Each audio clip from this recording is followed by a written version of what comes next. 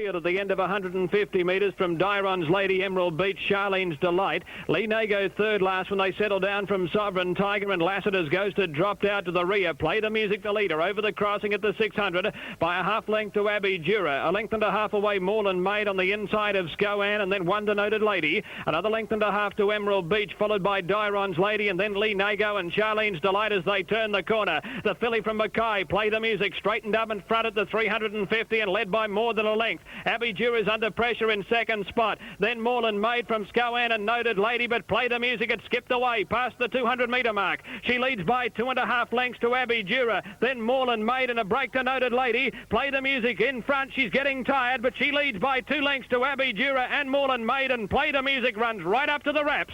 Play the Music wins the first. Play the Music wins. Abbey Dura's second. Moreland Maid third. Then Smart filly, Play the Music. She's one of the early fancies already for the Golden Nugget Stakes at the Coast next March.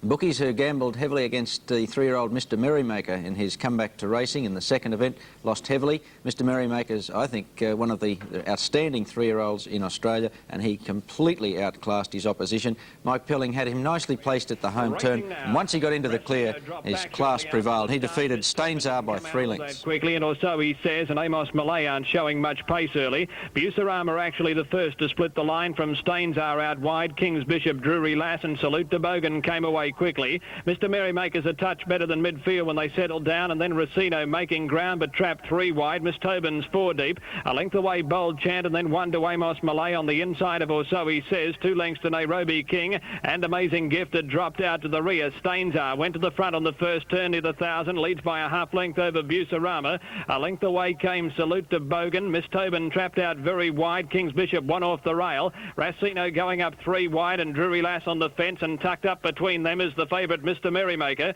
A break of 2 lengths to, or so he says, and then Bold Chant, followed after 2 by Amazing Gift. Amos Malay is second last, and Nairobi King whipped them in as they run over the crossing. 5.50 to go, and Bucerama using the inside joins Stainsar. Salute to Bogan's coming 3 wide. King's Bishop out 4 deep, then Drury Lass. Mr. Merrymaker punching up in the centre, and a break to Bold Chant, and or so he says as they turn the corner. Stainsar leads at the 300. Mr. Merrymaker went back to the fence. He's hitting top gear now. Then King's Bishop and Salute to Bogan under pressure at the 200, and Mr. Merrymaker drove up on the outside to head off Stainsar. Then King's Bishop and Salute to Bogan, but the favourite broke clear with 150 left to go. Mr. Merrymaker, ridden hands and heels, is coming away from Stainsar and Amazing Gift, and Mr. Merrymaker's much too good. Mr. Merrymaker wins by 3 lengths. Mr. Merrymaker first, Stainsar second, Amazing Gift third.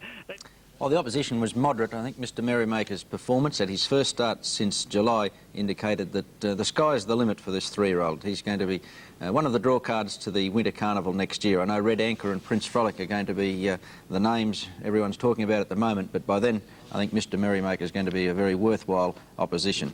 The third event, the Spirit of Australia Transition, and Miss Finito scored a well-deserved win. She was nicely drawn yesterday, settled in a lovely spot just behind the speed. She was too strong for Talk the Leg, who didn't have a lot of luck in the straight, and Young Josh the leader. Spanish Road from out wide, fast away. Sky Sisters midfield when they settled down, and Young Josh is tearing through in the centre to be one of the leaders. And at the end of 250 metres, Young Josh whizzed up on the outside and went to the lead from Miss Finito. Spanish Road a length away third, but 3 wide. Noble Saint making ground, and then Talk the Leg on the inside of Man of Born. 1 to Sky Sister, a half Lady Oval. 1 to King Pendragon on the inside of Capraton. Then Noble Selt, he's third last. Canaba second last, and Golden Award whipped them in. 800 to go, and Young Josh crossed to the rail, led by 3 parts of a length over Noble Saint. Miss Finito a length and a half away third. Spanish Road now fourth, and then 1 to Talk the Leg tucked up on the rail. Another half away Man of Born, followed by Lady Ivel, and then King Pendragon and Capraton in that group of horses. Golden Award going right up along the rail. Sky Sisters drop back to be worse than midfield from Noble Selt, and Canaba last when heads a turn for home. 400 to go, and Young Josh in front. Noble Saint and Miss Finito are having a real buffeting duel. They're coming after the leader. Spanish Road wider out, and then Talk the Leg looking for a run. Young Josh still leads at the 250. Miss Finito's into the clear now, and after the leader quickly. Then Spanish Road. Talk the Leg can't get into the clear. Noble Selt's down the outside. Miss Finito's in front. Talk the Leg's into the clear, but too late. Miss Finito broke clear of Talk the Leg, and Young Josh, and Miss Finito's won. Miss Finito beat Talk the Leg. Young Josh has run third. decisive win there to Miss Finito, and well deserved. She's been very consistent and racing without much luck. Fourth event was the second Indrapilli Stakes, and Just Dot, who was a maiden before yesterday's win. In fact, she was well beaten at short odds at her last start at Doomben. It was a heavy track on that occasion. She obviously appreciated the return to firm going yesterday. She defeated Prime Duty, and He's a Good Man. Good run in this. Mysterious Prince, he's actually last at this stage. Denmark from out wide, very fast away with Cooey Lad. Prime Duty's third on the rail, and Purple In quickly moving up to be fourth. A length of Brackman on the inside of Gervin Prince, and then a half to He's a Good Man, followed by Just a Dot, Lord Radiant. Our Thrill Satellite to make ground after that slow start in front of Heaney Terry. Barros is third last, Silk Rain second last, and 2 lengths to Mysterious Prince. Past the 1,000, and Our Thrills come from near the tail of the field and whipped around the outside, and a quick move to dash to the front. Gervin Prince second, Stenmark ahead away third on the rail. 1 to Cooey Lad, and then a half to Brackman, trapped a little wide running past the 800. Prime Duty a little better than midfield on the inside of Purple In, and then Heaney Terry and Lord Radiant 3 and 4 wide. He's a Good Man on the fence, 2 to Just a Dot, 1 to Barros. Silk Rain second last, and 2 lengths to Mysterious Prince. Our Thrill leads by a length and a half, coming to the top of the straight with 450 metres left to go. Stenmark second, travelling up to almost join the leader. Gervan Prince 3 wide. Prime Duty getting up on the inside, then He's a Good Man. Purple In behind them needing a run, and then Cooey Lad at the 250, the grey. Prime Duty kicking again, leads from Our Thrill, and Stenmark on the outside. He's a Good Man getting up along the rail, and then Purple In running out of room. Prime Duty in front. He's a Good Man's coming through along the rail, and here's Just a Dot flying. Just a Dot's moved up to Prime Duty, and He's a Good Man, and Just a Dot tearing away has won the money. Just a Dot's come from nowhere to beat Prime Duty, and He's a Good Man. Vintage Graham Cook to score there on Just a Dot. Very patient tactics, and then skillfully manoeuvred the filly to the outside in the straight. Fifth event was the main one, the Brisbane Handicap, and Sovereign Chief. You'll notice him back with the tailenders coming to the home turn. Mike Pelling threads his way through the field. At that stage, Prince Frolic was forced very wide, under 55.5 kilos. He found that effort just beyond him. And Grey Colnick, a stablemate of the winner, ran a much improved race for third. In fact, the first 3 all trained into Woomba. Spaniard and Some Unit began well, and so did Sir Grecian. Prince Frolic's midfield when they settled in front of Swerve, and then came Kelly's Pool and Latin's Will. Another 2 lengths to Charles Heidsick from Sovereign River, then Sovereign Chief. Crew Air and Concord Stage immediately dropped out to the rear. Lock King ran to the front, past the 1,200 metre mark, leads by a length over Survive. Northern Beam third on the rail. Some Unit travelled up to be fourth, and then 1 to Spaniard on the outside of Sir Grecian. Another length away, Kelly's Pool, trapped wide around Swerve. Bush Sold, Prince Frolic in the centre. Latin's Will travelling up wide on the track, and then Grey Colnick from Sovereign River, Concord Stage.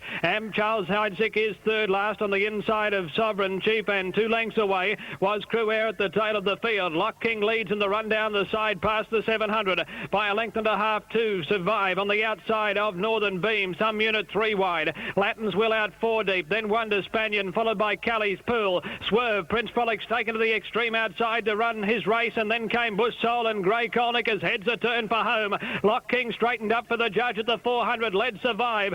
Some Unit on the outside, Northern Beam trying to get off the rail. Here's Spaniard and Prince Frolic right down the centre of the track. Lock King still in front at the 200 from Some Unit. Spaniard, Sovereign Chief's getting through in the centre, and Prince Frolic on the outside. It's Sovereign Chief and Prince Frolic. Sovereign Chief's grabbed the lead from Prince Frolic. The top weights hit the front. He's drawing clear of the 3-year-old, and Sovereign Chief's won it again. Sovereign Chief's beaten Prince Frolic. Sovereign Chief first, Prince Frolic second. Third, close. Photo, Lock King, Grey Colnick and Spaniard. Grand training performance from Jim Atkins to bring Sovereign Chief back to his best after a pretty gruelling spring in Sydney, and Atkins capped a great performance by producing the third place getter there, Grey Colnick. Sixth event was the Qantas Handicap over 1,200 metres, and Gallant Fred, lightly raced 6-year-old. He showed a ton of early dash, had to do a fair bit of work to get across from a wide barrier, but he was too strong in the straight for Superoo, who followed him across. He was also drawn out, Superoo. I thought his effort at his first start after a spell was very good. He might be one to follow. Today, and She of Force and Leaper Gale came out very quickly. Gallant Fred from out wide and Superoo are both showing a lot of speed, and they're steaming across from the outside alleys to hit the front running onto the first turn. Gallant Fred's about to roll to the lead by a length over Subaru with sheer force moving up to be third. Artillery making a little bit of ground on the track, and Gastelon's out very wide. He's tackling the leaders today.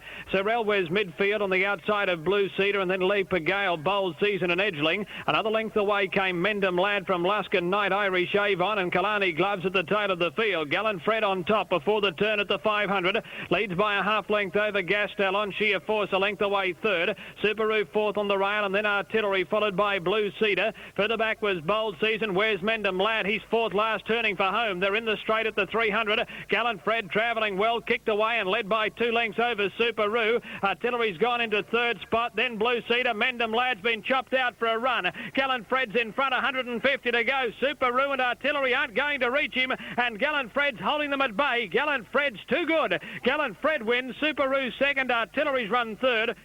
Hondomatic has had a reputation in recent starts of not going on with the job over the final 100 metres. Well, yesterday Gavin Duffy changed his mind. If he did have any thoughts about stopping Hondomatic, a few cracks with the Duffy whip really put his mind on the job, and he held off Interiors. After looking in some trouble about the 150 metre mark, Interiors had moved threateningly into second place, a close second to Hondomatic, but Duffy looked magic at the finish on Hondomatic, and quite a sound Queensland Cup trial. Interiors, nothing wrong with her effort from a Cup viewpoint, and the third horse, Lord Meady's, also ran a great race. From Queensland Cup point of view, also Valorous to finish fourth, I thought, put in a good effort because he was shuffled back in the middle stages, and he ran on quite generously to get fourth. This is Hondomatic and Gavin Duffy landing the Frazer Handicap. On top of the barrier stalls as Mr. Shuck comes around to release the field. The gates fly back and they're off and racing in the Frazer. Costadella in the centre of the line. Didn't come out all that quickly. Dancing Man and My Friend Francis and Decidedly all dropped back shortly after the start. Hondomatic, Lord Meady's and Clever Me came out fast in front of Valorous, Chance Always and Gaudeamus. Interior's midfield on the inside of Silver Bond, and then Ambush to break 2, Dancing Man. Further back Costadella, My Friend Francis is second last, and Decidedly it dropped out to the tail of the field. Chance Always ran to the front as they went past the judge and made the turn out of the straight at the 1900 metre mark. There's not a great deal of speed on, and Chance Always leads by a little more than a length. Valorous second on the outside of Lord Meady's. Wonder Gaudeamus around Hondomatic, and Silver Bond continuing to move forward 3 wide. Another length away, Clever Me off the rail and racing very erratically. A half to Ambushed on the inside of Interiors. Wonder Dancing Man, Costadella third last, and the last pair are My Friend Francis and Decidedly as they go to the 1500 metre mark. Chance Always the leader. Clever Me's allowed to stride now. He's quickly moving up to be second. Silver Bond a length and a half away third. Lord Meady's fourth on the rail as they pass the 1400. Then Wonder Gaudeamus a half length away, Hondomatic. A length and a half to Valorous. One to Ambush to half Interiors. Another 2 lengths to Costadella on the inside of Dancing Man, and still My Friend Francis and Decidedly brought up the tail of the field. 1100 metres left to go in the Frazer as they make the run to the Nudgee roadside, and Chance Always, last year's Queensland Cup winner, leads by 2 lengths. Clever Me is second. Lord Meady's a length and a half away third. A half to the Sydney side of Gaudeamus, and then 2 lengths to Hondomatic from Silver Bond. Here's Interiors hooked out 3 and 4 wide to start a run. Ambushed on the rail. Silver Bond was in trouble. Valorous copped a slight check, so did Dancing Man. Costadella and My Friend Francis a long way back, and the old bloke Decidedly whipped them in as the Frazer Handicap field comes to the 600 metre mark. Chance Always still defies them, leads by 2 lengths. Lord Meady's on the rail. Clever Me third on the outside, and then Gaudeamus followed by Hondomatic angling off the fence. Interiors hooked very wide, and then a break 2, Ambushed and Dancing Man as they turn the corner. Chance Always leads at the 350. Lord Meady's has joined him. Clever Me on the outside. Here's Hondomatic, and Interiors putting in her run now. Lord Meady's got to the front at the 200, but Hondomatic and Interiors are smothering him. Hondomatic has hit the lead from Lord Meady's. Here's the mare Interiors on the outside. Hondomatic butters in front of Interiors. Duffy's riding hard. Hondomatic's holding Interiors and Lord Meady's, and Hondomatic wins the Frazer. Hondomatic has won. Interiors second, Lord Meady's third. Valorous.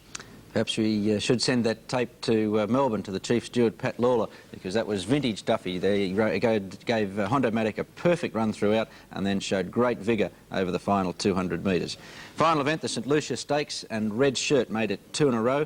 The muddling pace probably suited him. He was well ridden by Cyril Small. He was actually the leader turning out of the straight, but as you notice, as coming towards the home turn, he's just shuffled back through the field, and Small skillfully gets into the clear in the straight to nail Winning Design in the final 50 metres. I thought a very good run in this from Saints Alive, and he's sure to improve. Up near the lead today. Magic Cobbler and Winning Design came out quickly, and so did Grand Grey in front of Anchor's Pride. Then Regal Supreme, Saints Alive, and Briglow Bill had dropped out near the tail of the field, though Sharp Star was caught very wide running around that first turn and is back second last. Red Shirt's in front at the 1750, leads by a length over Grand Grey. Roy's Lad third on the rail, Anchor's Pride fourth, but 3 wide on the outside of Winning Design. Then Wonder Magic Cobbler on the inside of Sharp Star, sliding up around Briglow Bill and Regal Supreme, and one away was Saints Alive at the tail of the field. Now Grand Grey runs to the front at the 1500. Anchor's Pride goes up to be second. Red Shirt third on the rail, a half away Winning Design. 1.5 to Sharp Star, out 3 wide, and a muddling run race, and Saints Alive's letting go from the tail and tearing up towards the leaders.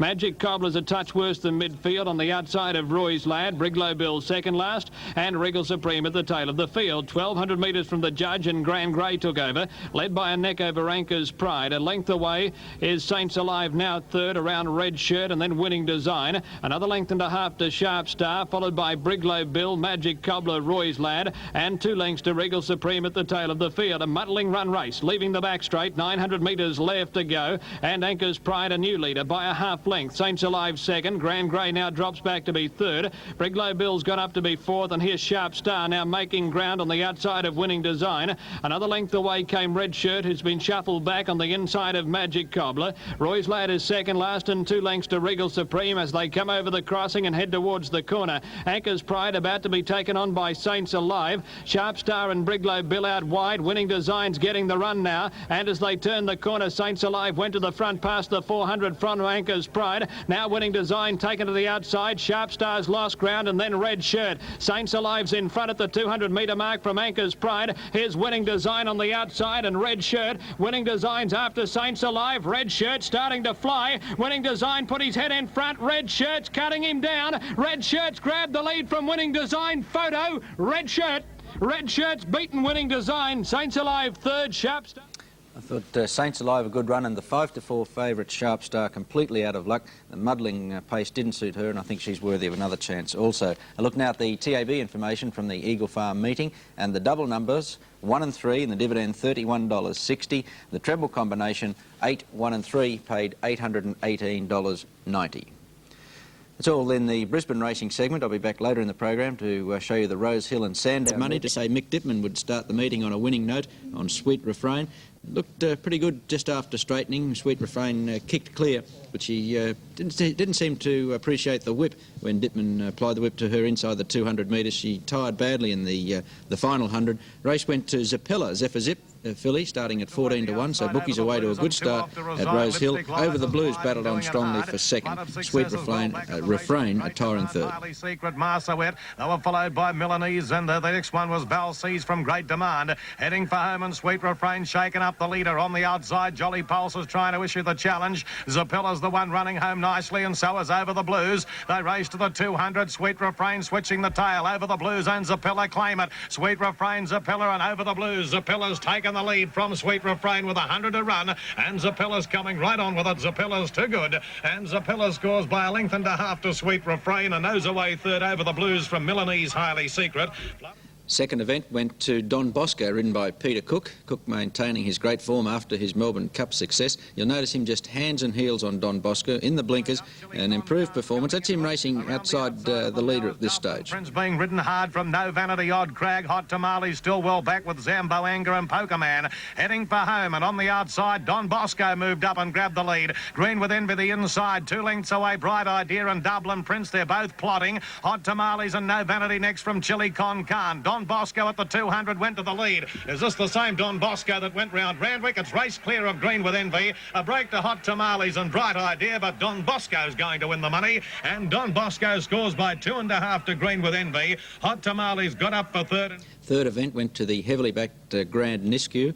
shared the lead to the home turn, just wobbled a little bit on the corner, but Jimmy Cassidy straightened the youngster up, and Grand Nisku came away to land the big plunge from Hope for John and Financial Affair, the leader, a tiring third. On the bend, Grand Nisku handled the corner wide, but it's moved up to tackle Financial Affair at the 400, and now go to the front. 3 lengths away, Kalani, time under the whip from Golden Decree, Leningrad, and Hope for John's down the outside. Grand Nisku a bit erratic, it's a half in front of Financial Affair at the 200. Financial Affair won't give in, they're clear of Hope for John. Grand Nisku is starting to draw clear of Financial Affair inside the 100. Hope for John is running home well, but Grand Nisku is too good. Grand Nisku scores by 2.5 to 3 lengths. Hope for John. Financial Affair third. Fourth event was the Disneyland Handicap, and Osrada, another win to Cook. Osrada, again, hands and heels from Cook, held off Peaceful Joe, who made up a ton of ground in the straight. Stewards questioned the handling of Peaceful Joe. Ron Quinton riding him very quietly. Bosco fellas under the whip and struggling. On the outside is Polsane, Luskin's Touch, followed by Liquid Steel. Osrada's going after Drum Run in a hurry, and Osrada at the 200 moved up and grabbed the lead. Peaceful Joe's running home well. On the outside is Mighty Justice. Osrada at the 100 in front. Peaceful Joe's trying to pick it up, but Osrada doing too well for Cook, and Osrada wins the money. Osrada by a half to Peaceful Joe. Drum Run ran third. Liquid. 2 out of the first 4 races to Peter Cook. We'll take a break, and comes favourite Benbulben. Looked in a little bit of trouble at the home turn. He was awkwardly placed. That's him, the grey, just behind the leaders, and Dittman really had to ride desperately with the whip to get into the clear. But over the final 100 metres, he was too good for Noble Connection in the Cobb. Ben Cara's the 1-3 wide. Benbulben looking for the split. Noble Connection's under the whip and out wide, followed by Torpedo Bay. They race to the 300. Beau Trelay in front. Ben Cara joined at the Cobb, and Noble Connection plugging on. Benbulben got the split hit, and Noble Connection are starting to battle it out. Ben Cara between them. It's Benbulben. Noble Connection's drifting to the outside. Benbulben and Noble Connection. Benbulben, I think, is doing better than Noble Connection, and Benbulben draws away to win by a length and 3/4. Noble Connection. Toss up for third. The Cobb, Temerity or both. Dittman really earning his money at Rosehill yesterday. He landed the next event on Home Office, who also looked beaten just after straightening. But have a look at Mick with the whip on this. Home Office, heavily back, and Mick got the best out of him to defeat Best Half, and What a Dancer. What a Dancer moved up to claim and headed as they turn for home. Out wider is Heroic Dream. Home Office is back behind those, getting a crack with the whip from Burrabillee. Best Half is near the rear. What a Dancer in front of Heroic Dream as they come to the 200. Over on the inside, Home Office is starting to wind up, and so is Burrabillee with a big run. The leader, What a Dancer. Home Office and Burrabillee are running to it. On the inside, Home Office hit the lead from What a Dancer. Best Half is literally flying down the outside. Home Office in front of Best Half, and Home Office gets the money. Home Office beat Best Half. Third was What a Dancer. I think next time Best Half, judging on that flashing performance, to get second there. 7th event was the Tui's Draft Welter, and Canada led throughout. Raced without blinkers yesterday to give the Tommy Smith stable 3 races in succession. Defeated Reuters News, who ran on well, and Wage Freeze, a disappointing third. Combat into the straight. Canada at the 300 in front. The Alchemist is under the whip. Artist Man is plugging on. Wage Freeze has got a split on the inside. Power Symbol wide from Bell Toller, and Trench Diggers right down the outside. The leader is Canada inside the 200. Wage Freeze can't reach it. Trench Diggers running on with Reuters News, but it's Canada in front, and Canada's booting back too strongly for them. Reuters News and Wage Freeze will find out the minors, but Canada wins by a length and 3/4 to Reuters News. A massive plunge landed when Vari's Ace narrowly won the final event. He too looked beaten about halfway down the straight, but got a late go on to defeat Space Power and Fleming, who looked the winner at the 200 metres and died on his run to finish third. Back from Silver Award. Fleming moved up and grabbed Space Power on the bend. Fleming went a bit wide. Southport is starting to issue its challenge, followed by Vari's Ace, Kingston, Jamaica, and Calm Sirs down the outside with a big run from Royal Samurai. And the next one was So Different. Fleming in front at the 200. Southport having a job to get to it. Space Power boxing on from Calm Sir and Vari's Ace. It's Fleming in front. Space Power's coming again. Fleming and Space Power. Space Power doing the better. Vari's Ace grabbing Space Power. Vari's Ace, Space Power split it. Vari's Ace may have nosed Space Power right on the line. Give it to Vari's Ace. From Space Power, Fleming third from... Vari's Ace getting the photo decision, much to the joy of the punters. Now look at the TAB information from Rosehill yesterday, and the double numbers were 2 and 12, the dividend $18, the treble 7, 2 and 12 paid $109.10, and the extra double from Rosehill 4 and 2 paid $20.60. I'll be back a little later to have a look at Sandown. After this break, Glenys Nunn will be along. Heavily backed Rory's Jester, Crown Jester youngster from the Colin Hayes stable. The speaker showed tremendous speed to lead the favourite around the home turn, but from about the 250 on, it was a one-act affair. Rory's Jester went on to score by 6 lengths in a most impressive performance. The speaker battled on quite solidly. He was getting pretty tired at the finish, but he held down second and Lord of the Vale third. Turner's Pride well back with Super Hit, then Tyre So towards the rear with Racing Fun, and last into the straight as they swing around the home turn now. Lightning Wolf. As they turn past the 400 now, the speaker in front, but Rory's Jester's going out after him. Lord of the Vale pull to the outside. The speaker's sticking on, but Rory's Jester getting to him now, well clear of Lord of the Vale and more, please. And Rory's Jester went to the lead, and he's coming right away now. The speaker's battling on a lot better today, although he's going to be hard put to hold second as Lord of the Vale comes home well, but Rory's Jester won by 5 lengths. The speaker got second, a neck in front of Lord of the Vale, 4 lengths to Semantic. They were followed further back in the field then by Blake. Second event was the matinee handicap for the 2-year-old fillies, and a tremendous 3-horse war down the entire length of the straight between Golden Twig, Haunting and Penitent Lady. Golden Twig in the centre just kicked the shade the better in the final 100 metres to score by a head. Haunting and Penitent Lady filling the places. Outside at the head of the rest. In the straight, Haunting the outside is one of the leaders now. Getting through on the rails, Penitent Lady is going to be a threat. Haunting just the leader from Golden Twig and Penitent Lady. The 3 fillies in line, they're under pressure. The 3 of them now, the boys have all got the whips out. Penitent Lady, the rails, Haunting outside, Golden Twig the centre. The 3 of them going to the line, locked together. Haunting might be on the outside, and nose in front. Golden Twig comes at it, and Penitent Lady, the rails. Golden Twig might be doing a bit better. Golden Twig's won at a half head to Haunting at a half head away. Penitent. Tremendous battle between those 3 fillies there. Golden Twig from the Bob Hoysted stable just getting the nod. Third event was the Sandown Guineas, and Brave Salute and Delightful Bell formed the Quinella here from the Colin Hayes stable. Brave Salute always going like a winner, second at the turn, eased out around the leader Testimony and always looked in command in the straight. Movie Maker and Oh Johnny into the straight. Testimony a length and a half now to going up quickly. Brave Salute to tackle it. They're 2 lengths in front of Barley Hunter. Centauria out wide. Delightful Bell looking the big danger. Brave Salute got to Testimony. Delightful Bell ran into 3rd place, but is not gaining ground at the moment. Brave Salute clear. Now Delightful Bell out after it. The Hayes 2 are going to fight it out. Brave Salute holding Delightful Bell. Delightful Bell trying hard, but Brave Salute's going to win it. It's a Quinella for Hayes. Brave Salute a length Delightful Bell. 5 lengths away 3rd Testimony. Fourth event was the Foster's Lager, and Warnight, a tearaway leader in the middle part. In fact, had a 14 or 15 lengths break. He's getting very wobbly at the finish, but didn't give the others a look in, really. Live Albert made up good ground in the straight to get second, and Battered Braid third. But Warnight, here he is, about 10 or 12 clear after straight. Fall down. They were followed further back, Charles Beaufort, Melbourne Town, Millawar. But with 2.50 to go, Warnight 8 lengths in front of Battered Braid, battling on. Educate and Live Albert running on well.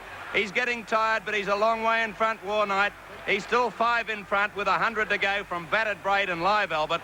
And Warnight, although getting tired, is going to win, was never going to be beaten. Wins by 2.5 lengths to Live Albert. Battered Braid third, 4th.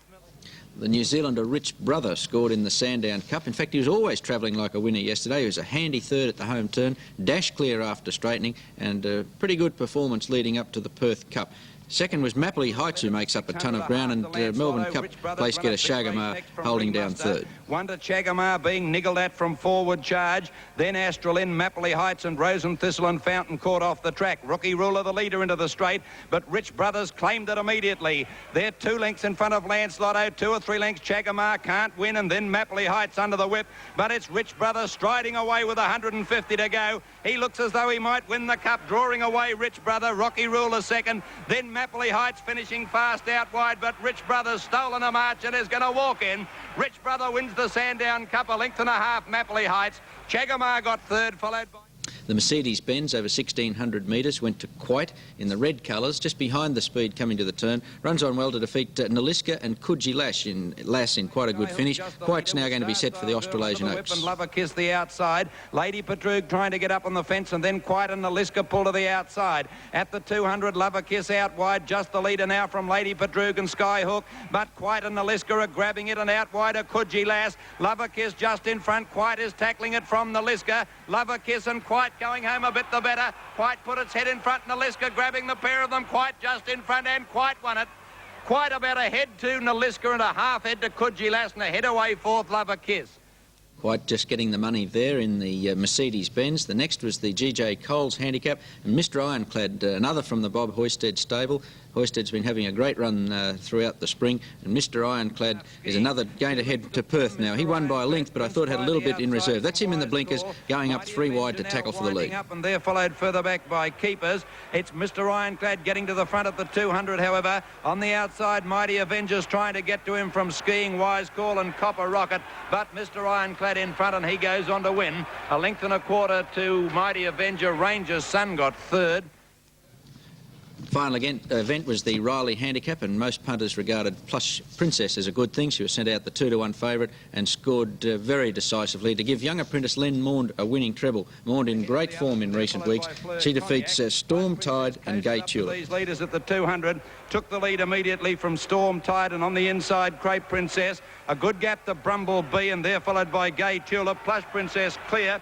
Storm Tide battling on in second placing. Plush Princess wins it comfortably from Storm Tide. Probably Gay Tulip got third, just in front of Bumblebee in the fast finishing range from Maintenance. They were the 8 events from Sandown yesterday. A look now at the TAB information from the Melbourne meeting, and the double numbers were 14 and 2, the dividend $155.70, the treble 2, 14 and 2, paid $357.10, while the extra double from Sandown 7 and 1, paid $80.50.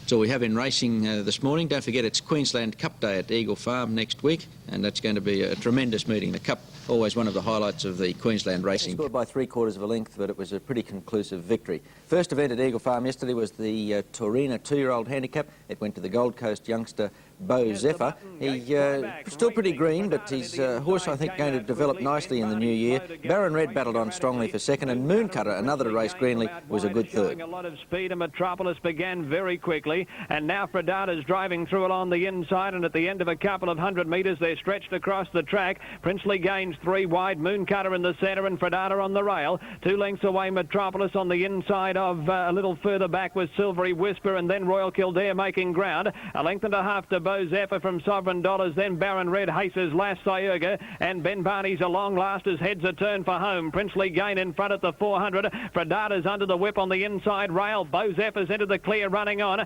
Mooncutter wider out, and now Baron Red's coming into it. Beau Zephyr's raced up at the 200 to tackle Princely gain. Baron Red's going for the split through between them. Beau Zephyr's in front. Baron Red's coming hard. Mooncutter's on the outside. Williams pulled the whip on Beau Zephyr. Baron Red trying to go with him, but Beau Zephyr's drawn clear again of Baron Red and Mooncutter, and Beau Zephyr's won. Beau Zephyr's won from a photo between Baron Red and Mooncutter. Solid victory there to the Gold Coast youngster Beau Zephyr. The second was the Fanta Graduation, and the 5-4 favourite Furia, far too good for her opposition. She settled nicely, about 5th on the fence, and Robert Crilly shook her up about the 600 metres, and she strolled away on the straight to defeat Rodinger and Star Armin, who battled on well for third. In front of Star Men and Lord Radiant coming across from a wide barrier, then Halley Cat, Team Princess, Grand Grey and Ban Jacks.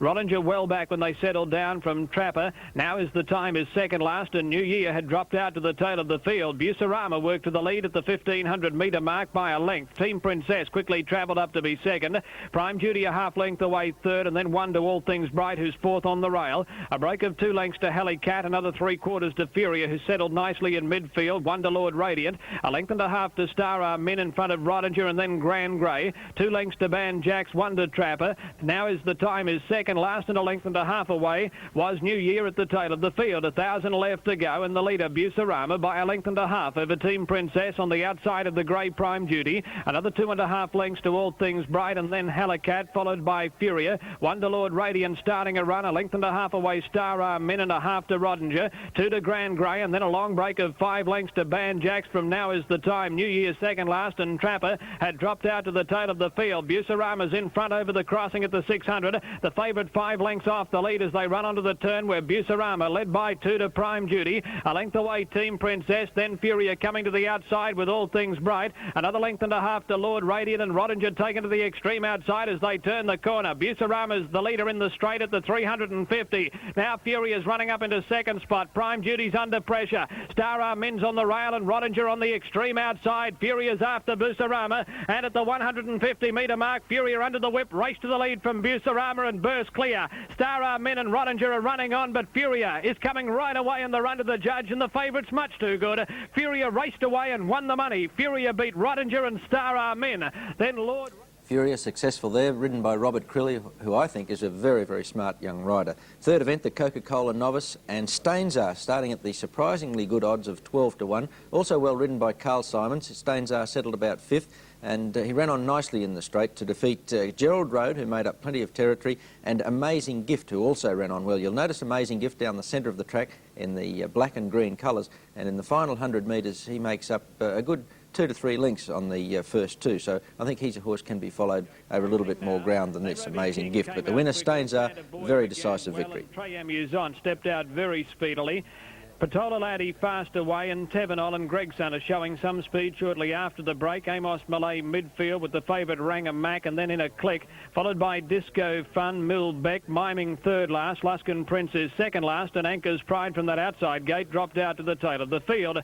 Nairobi King in front at the 1400-metre mark and leads by a half length over Trayamuzon, with Tevenol travelling up to be third but trapped 3 wide. A length away Ranga Mac on the outside of Patola Laddie, and then one to Gregson, a length and a half to Fanta Boy a little closer today. Another 2 lengths to Amos Malay on the outside of Inner Click, and then a half to Millbeck, one to Disco Fun, and a half length away was Miming on the rail. Anchor's Pride is second last, and Luskin Prince whipped them in as they ran past the 1,000-metre mark. Trayamuzon leads by a half length. Tevenol's quickly gone up to be second. Rangamac's off the fence now and is third on the outside of Nairobi King. A break of 2.5 lengths to Gregson, and then one to Patola Laddie. A break of 2 to Fanta Boy on the outside of Inner Click.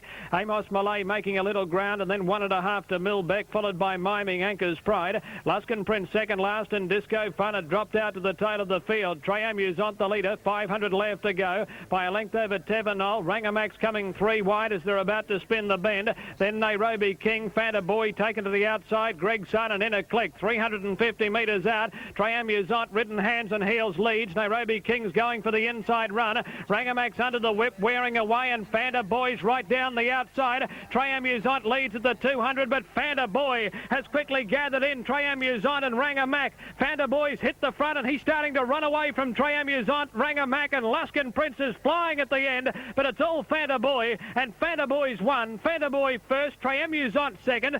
Third's a photo between Luskin Prince and Ranga Mac.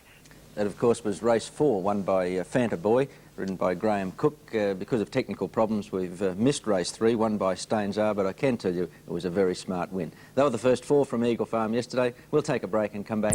And he ran on very solidly in the straight. Costadella, about the 200 metres, looked to be a good chance to pick up Gaudeamus. She just was inclined to duck in behind the winner, but it made no difference to the result. Gaudeamus scoring by 3/4 of a length. Valorous, beautifully ridden by Graham Cook, battled on solidly for third. The inside gate came out very quickly. Fine Fibre began well, and so did Dance and Man, and Hondomatic is prominent as they race onto the first turn. Chance Always coming across, showing a bit of pace, and then Red Era, Max Illusion, Valorous in midfield. A half length to Roy's Lad, and then one to Gaudeamus, followed by Prize Dash. Sambo Anger's trapped out a little wide as they start the run down the side. Interiors in the second half of the field, and then Costadella in front of decidedly Roy's Lad, and Lingalonga had immediately dropped out to the tail of the field. Triflax the leader, running towards the home bend with 2,500 metres left to go, and the leader Trifax by a length and a half. Red Air has gone up to be second, Chance Always third. A length away came Fine Fibre on the inside of Dance and Man, and then one to Valorous. Hondomatic one away from the rail. Max Illusion trapped out 3 deep, and then Gaudeamus on the fence in front of decidedly. Interiors a little wide, Prize Dash in the centre. One to Zambo Anger around Regal Supreme. Lingalonga third last from Costadella, and Roy's Lad is wide and at the tail of the field as Triflax brings them to the judge with 1 lap to go in the Cup. 2,000 metres left to run, and Triflax the leader by 2 lengths to Chance Always and 1 to Red Era. A length away is Fine Fibre, a break of 2 to Dance and Man now on the rail. Another 2 lengths to Valorous on the inside of Hondomatic. Max Illusion still 3 wide. A length and a half to Gaudeamus, followed by Prize Dash. Interiors trapped out 3 deep as they run past the 1,800. Decidedly's on the fence. 1 to Zambo Anger around Regal Supreme, and 1 to Lingalonga. Costadella is second last, and Roy's Lad whipped the Cup field in with half half the journey completed. Past the 1600 metre mark. Triflax leads by 2 lengths. Chance Always second. Red Era third on the rail. Fine Fibre fourth. Then a break of 5 to Dancing Man, followed by Max Illusion. Here's Interiors out 3 and 4 wide, making a quick bid. Hondomatic's pushing up in the centre. Then Wonder Prize Dash, followed by Gaudeamus. Zamboanga's off around the outside. Valorous has been shuffled back to be worse than midfield on the rail. A length and a half to Regal Supreme. Then decidedly Costa Della Lingalonga. And still Roy's Lad is down at the tail of the field. 1,000 metres left to go. And Triflax leads by a half length over Chance Always, who's striding up a little closer. Red Era third. Fine Fibre fourth. And out wide is Zamboanga. Trapped 3 deep, running down the side. A length and a half to Prize Dash. And then Interiors on the outside of Dancing Man. A length and a half to Hondomatic. A half to Gaudeamus. And Wonder Valorous still well back in the field. A length to Regal Supreme. And then Costa Della starting a run in front of decidedly Lingalonga, Roy's Lad. And Max Illusion under the whip. It dropped out to the tail of the field. Now it starts to tell. 450 metres left to go in the Cup. And Triflax leads by a half over Chance Always. Give it a cut with the whip. 2 lengths away is Gaudeamus. Then Prize Dash. Taken to the outside is Zamboanga. And they're followed by Valorous. Wider out Costa Della. Then Interiors and Hondomatic. 300 left to go. Chance Always raced up to Triflax. Gaudeamus on the outsides after them, and Costa Della's running on. Gaudeamus hit the lead past the 200. Costa Della's gone into second spot, and then Valorous. Gaudeamus the leader. Costa Della's running Gaudeamus down, but Gaudeamus still 3/4 of a length in front of Costa Della, and Gaudeamus has won the Cup. Gaudeamus has beaten Costa Della. Valorous has run third. Good news for rugby union fans. Frank O'Callaghan has just come through on the line. An elated Frank O'Callaghan, I might tell you, following the Wallabies' victory last night against Wales. But we'll get through these final 3 races quickly, and Frank will be along to tell us how the brave lads did it. The 6th event was the Welter Handicap, and Kanga Khan, nicely ridden by Shane Scriven. About midfield to the home turn, he ran on 2 solidly to defeat Little Pete and Prince Vol. A couple of well-backed disappointments here. Report the Call and Some Unit. Legal Progeny also started 7-2 equal favourite and defeated only 1 to the line. The Call began very speedily. Some Unit fourth, running onto the first turn in front of Legal Progeny, and then Little Pete. A break of 2.5 to Kanga Khan from Might and Main, Hot Diggity, and Sir Faloo had dropped out to the rear. Prince Vol the leader on the first turn at the 900. Leads by a half over Report the Call, and Wonder Gypsy Circle third on the rail. A half length away Some Unit on the outside of Little Pete, and then a break of 1 to Legal Progeny, 1.5 Kanga Khan. Might and Main third last from Hot Diggity, and a long break to Sir Faloo at the tail of the field. 600 left to go, and Prince Vol the leader leads by a long neck. Report the Call second. Gypsy Circle third on the rail. Then Some Unit in front of Legal Progeny out wide. Little Pete going up in the centre. A break to Kanga Khan from Might and Main as they turn the bend. 350 out, and Prince Vol in front. Tackled by Report the Call. Some Units under the whip. Gypsy Circle's off the fence now, and then Little Pete running on from Kanga Khan at the 200. Report the Call, and Prince Vol still in front. Little Pete's cutting them down, and Kanga Khan's coming through in the centre. Prince Vol just in front of Report the Call, but Kanga Khan's got the split. Kanga Khan's raced to the lead now from Little Pete and Prince Vol, and Kanga Khan drawing away wins the money. Kanga Khan first, Little Pete second, Prince Vol third. Then Frank's urging me to make these horses run faster, but I can't do it. The 7th was the Perrier Graduation, and it went to Librallah. Country-trained galloper was solidly backed. His last start win at Dolby apparently very impressive, and the country boys came to town and landed the money. Good prospects ran on well. That's High Sport burning across to hit the front. He battled on strongly in the straight, 1,300 metres, and the early effort just found him out. Pay the Butler settling second, our Gagnon third. A length away Rockathon, and then Shont in front of Caffode, and Gladius trapped a little wide. Another length to Librallah, who's midfield in front of Good Prospects, and then Life's Ambition, Sullen Vo and Mr. Olympus.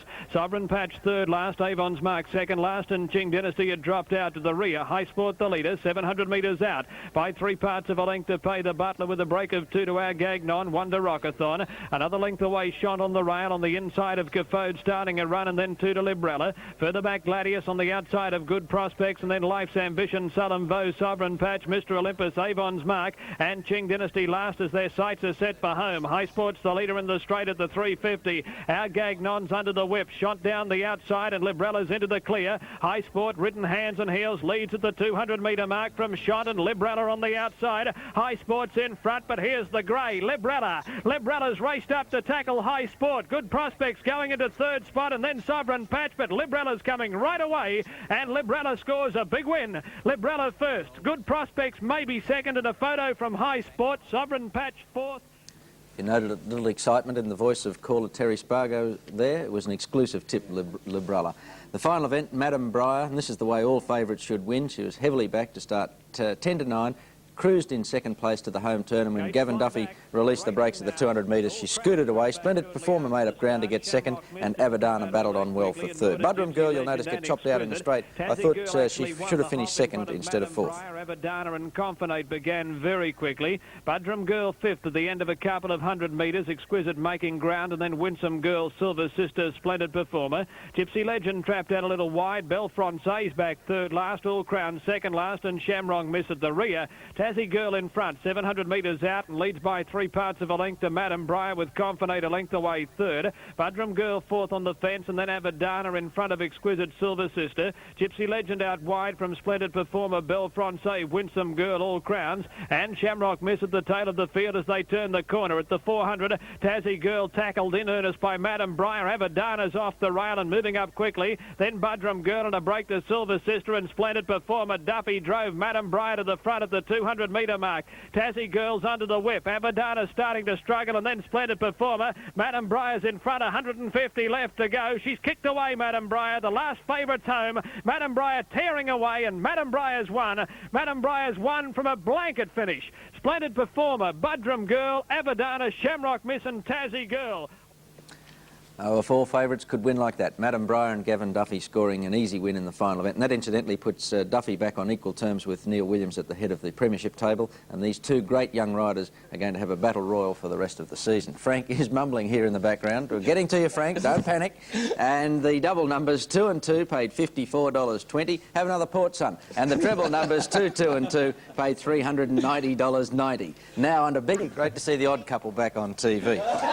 Warwick Farm was the venue of Sydney racing yesterday. The first event went to Sparkling Time as I think a topical tip. Sparkling Time this morning, ridden by Bruce Compton, kicked just after straightening, led on the fence, kicked away and was not seriously threatened in the run home.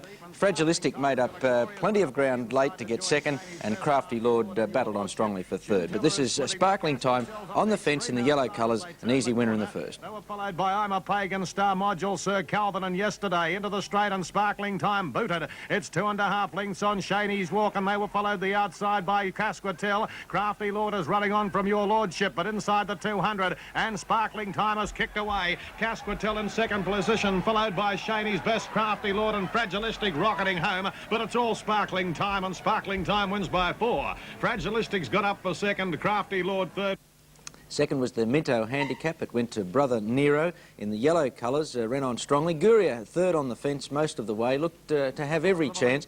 Had the lead at the 200 metres, but Brother Nero came away just after the 200 metres to score decisively. They were followed by Razoo. They're followed 2 lengths away by Green with Envy. Prince Karsheen is being wound up as they approach the corner. Monteagle is the leader. Queenfish on its outside. Monteagle's the first one under the whip. 2 lengths away, Guria. They were followed by Razoo, plugging home with Brother Nero. Queen with Envy. Prince Karsheen is out in the centre of the track, racing erratically at the 200. Queenfish and Monteagle are grabbed by Guria and Brother Nero. Razoo on the outside. Prince Karsheen can't win. Brother Nero went to the lead from Guria with about 50 to run, and Brother Nero's drawing away. Brother Nero scores by a length and a half. Guria. Third was Razoo. Third event was the Kindergarten Handicap. It went to the Neville Begg-trained Signal to Noise, ridden by Ron Quinton, and this Baguette filly ran on very strongly. It seemed to be a day for big finishes yesterday. Signal to Noise down the centre of the track ran on well to defeat Zazoom. Appears to be Kaleido. Further back was Signal to Noise, Kushler, and they were followed around the outside by Fair Pursuit. Next on the inside is Jesse Kyang, and further back was Inner Smile and Belle Paris. Bluish shaken up in front. Zazoom is out after it. Bluish is under the whip. Signal to Noise is running home nicely on the outside with 200 to run. Bluish in front. Here's Signal to Noise and Zazoom closing on it. Bluish is grabbed by Signal to Noise on the outside, and Zazoom. Signal to Noise went to the lead, and Signal to Noise is too good for Zazoom. Signal to Noise first, Zazoom second. Toss up for third. Stylish performance there from Signal to Noise. She looks certain to score again. The fourth event, the Picton Handicap, and Real Dream. That's the leader on the fence in the red colours, defeats Luskin's Touch, who runs on nicely for second, and Sprightly Night. Real Dream and Sprightly Night together with 200 to run. They're both under the whip in front of Luskin's Touch, followed by Manuan crowding Flying Nugget. It's Real Dream and Sprightly Night. Real Dream is fighting on well with less than 100 to run. Luskin's Touch running on, but Real Dream is too good, and Real Dream scores by 3/4 of a length to Luskin's Touch. Sprightly Night third. Bookies cheering home Real Dream there at double figure odds, and another one to the bookies in the fifth event, the Sutherland Handicap, with Mount Tamboo at 25 to 1, staging a whirlwind finish to defeat So Different and Calm Sir. The 2 to 1 on favourite Roy Oom disappointing. On the inside, Heroic Dream, and the runs comes for Roy Orm. So Different trying to sprint with it, was cut out. Prince de Valet the inside. Calm Sir's gone quickly. Calm Sir at the 200 went to the lead from Roy Orm. So Different, My Mate Zero, and Mount Tamboo's down the outside. The leader is Calm Sir. Look at Mount Tamboo flying with So Different. Mount Tamboo grabbed the lead from So Different, and Mount Tamboo gets the money. Mount Tamboo from last has got the prize from So Different. Dead set unlucky. Calm Sir. Sixth event was the rather aptly named Awareness Week, and it went to Essential on protest from Liquid Steel. You'll notice over the final 100 metres, Liquid Steel bores in. Mick Dittman on Essential had to check and come around the heels of Liquid Steel, made it a long neck at the finish and gained the race on protest. Good Tonic ahead a bit, followed by Persian Pet. Around the bend and on the inside, Riverfront drew about a neck on Harvey's Joy. Liquid Steel is going to make its run 3 wide and force Ensign Frank to be 4 deep, followed by Essential Good Tonic. Rock and Remus is a minute back from Crown Ruler. Liquid Steel moved up to claim Riverfront with 2:20 to run, and Liquid Steel draws a neck on Riverfront. Essentials fighting on well between them, although being crowded for room badly. Essential. They were followed by Ensign Frank. The leader is Liquid Steel, followed by Essential. Liquid Steel in front, and Liquid Steel will get the money, but hold your brief. Liquid Steel by a neck. Essential. I'd be surprised if there wasn't a protest. Third in the race is Riverfront. No surprise, there was a protest and it was upheld. Victory gained to Essential. Seventh event, the Heathcote Handicap. I mentioned there were some big finishes at Warwick Farm yesterday. Well, none bigger than Noble Connection, who rattles home down the centre of the track to defeat Hermod and Northern Reward. Sabre Tayyib is 3 and 4 wide from Cakewalk. Northern Reward the rails. Noble Connection looking for a run from Tulsanite. Desolé and Orvanier from Port Fair as they turn the bend. It's Blazing Fury about to be grabbed by Astro Star. Jack's 3 out from Sabre Tayyib. Tulsanite is getting a needle eye opening on the rails, followed by Northern Reward and Cakewalk. In front, Astro Star from Hermod. Tulsanite can't get out. Noble Connections flying down the outside. Hermod and Noble Connections come away. Noble Connections swamping them, and Noble Connection gets the money. Noble Connections got up to win from Hermod. Toss up for third, Northern Reward or Tulsanite.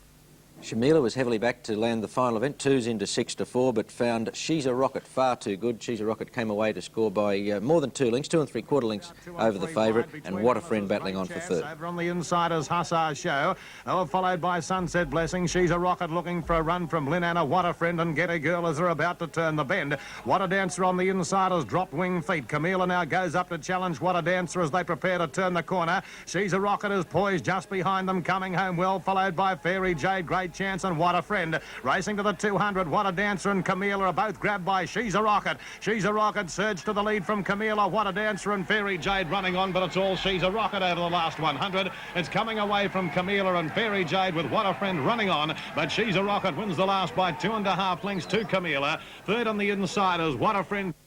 She's a Rocket was, landing the final event very easily. A look now at the TAB double and treble information from Warwick Farm. The double numbers 7 and 1 paid $221.90.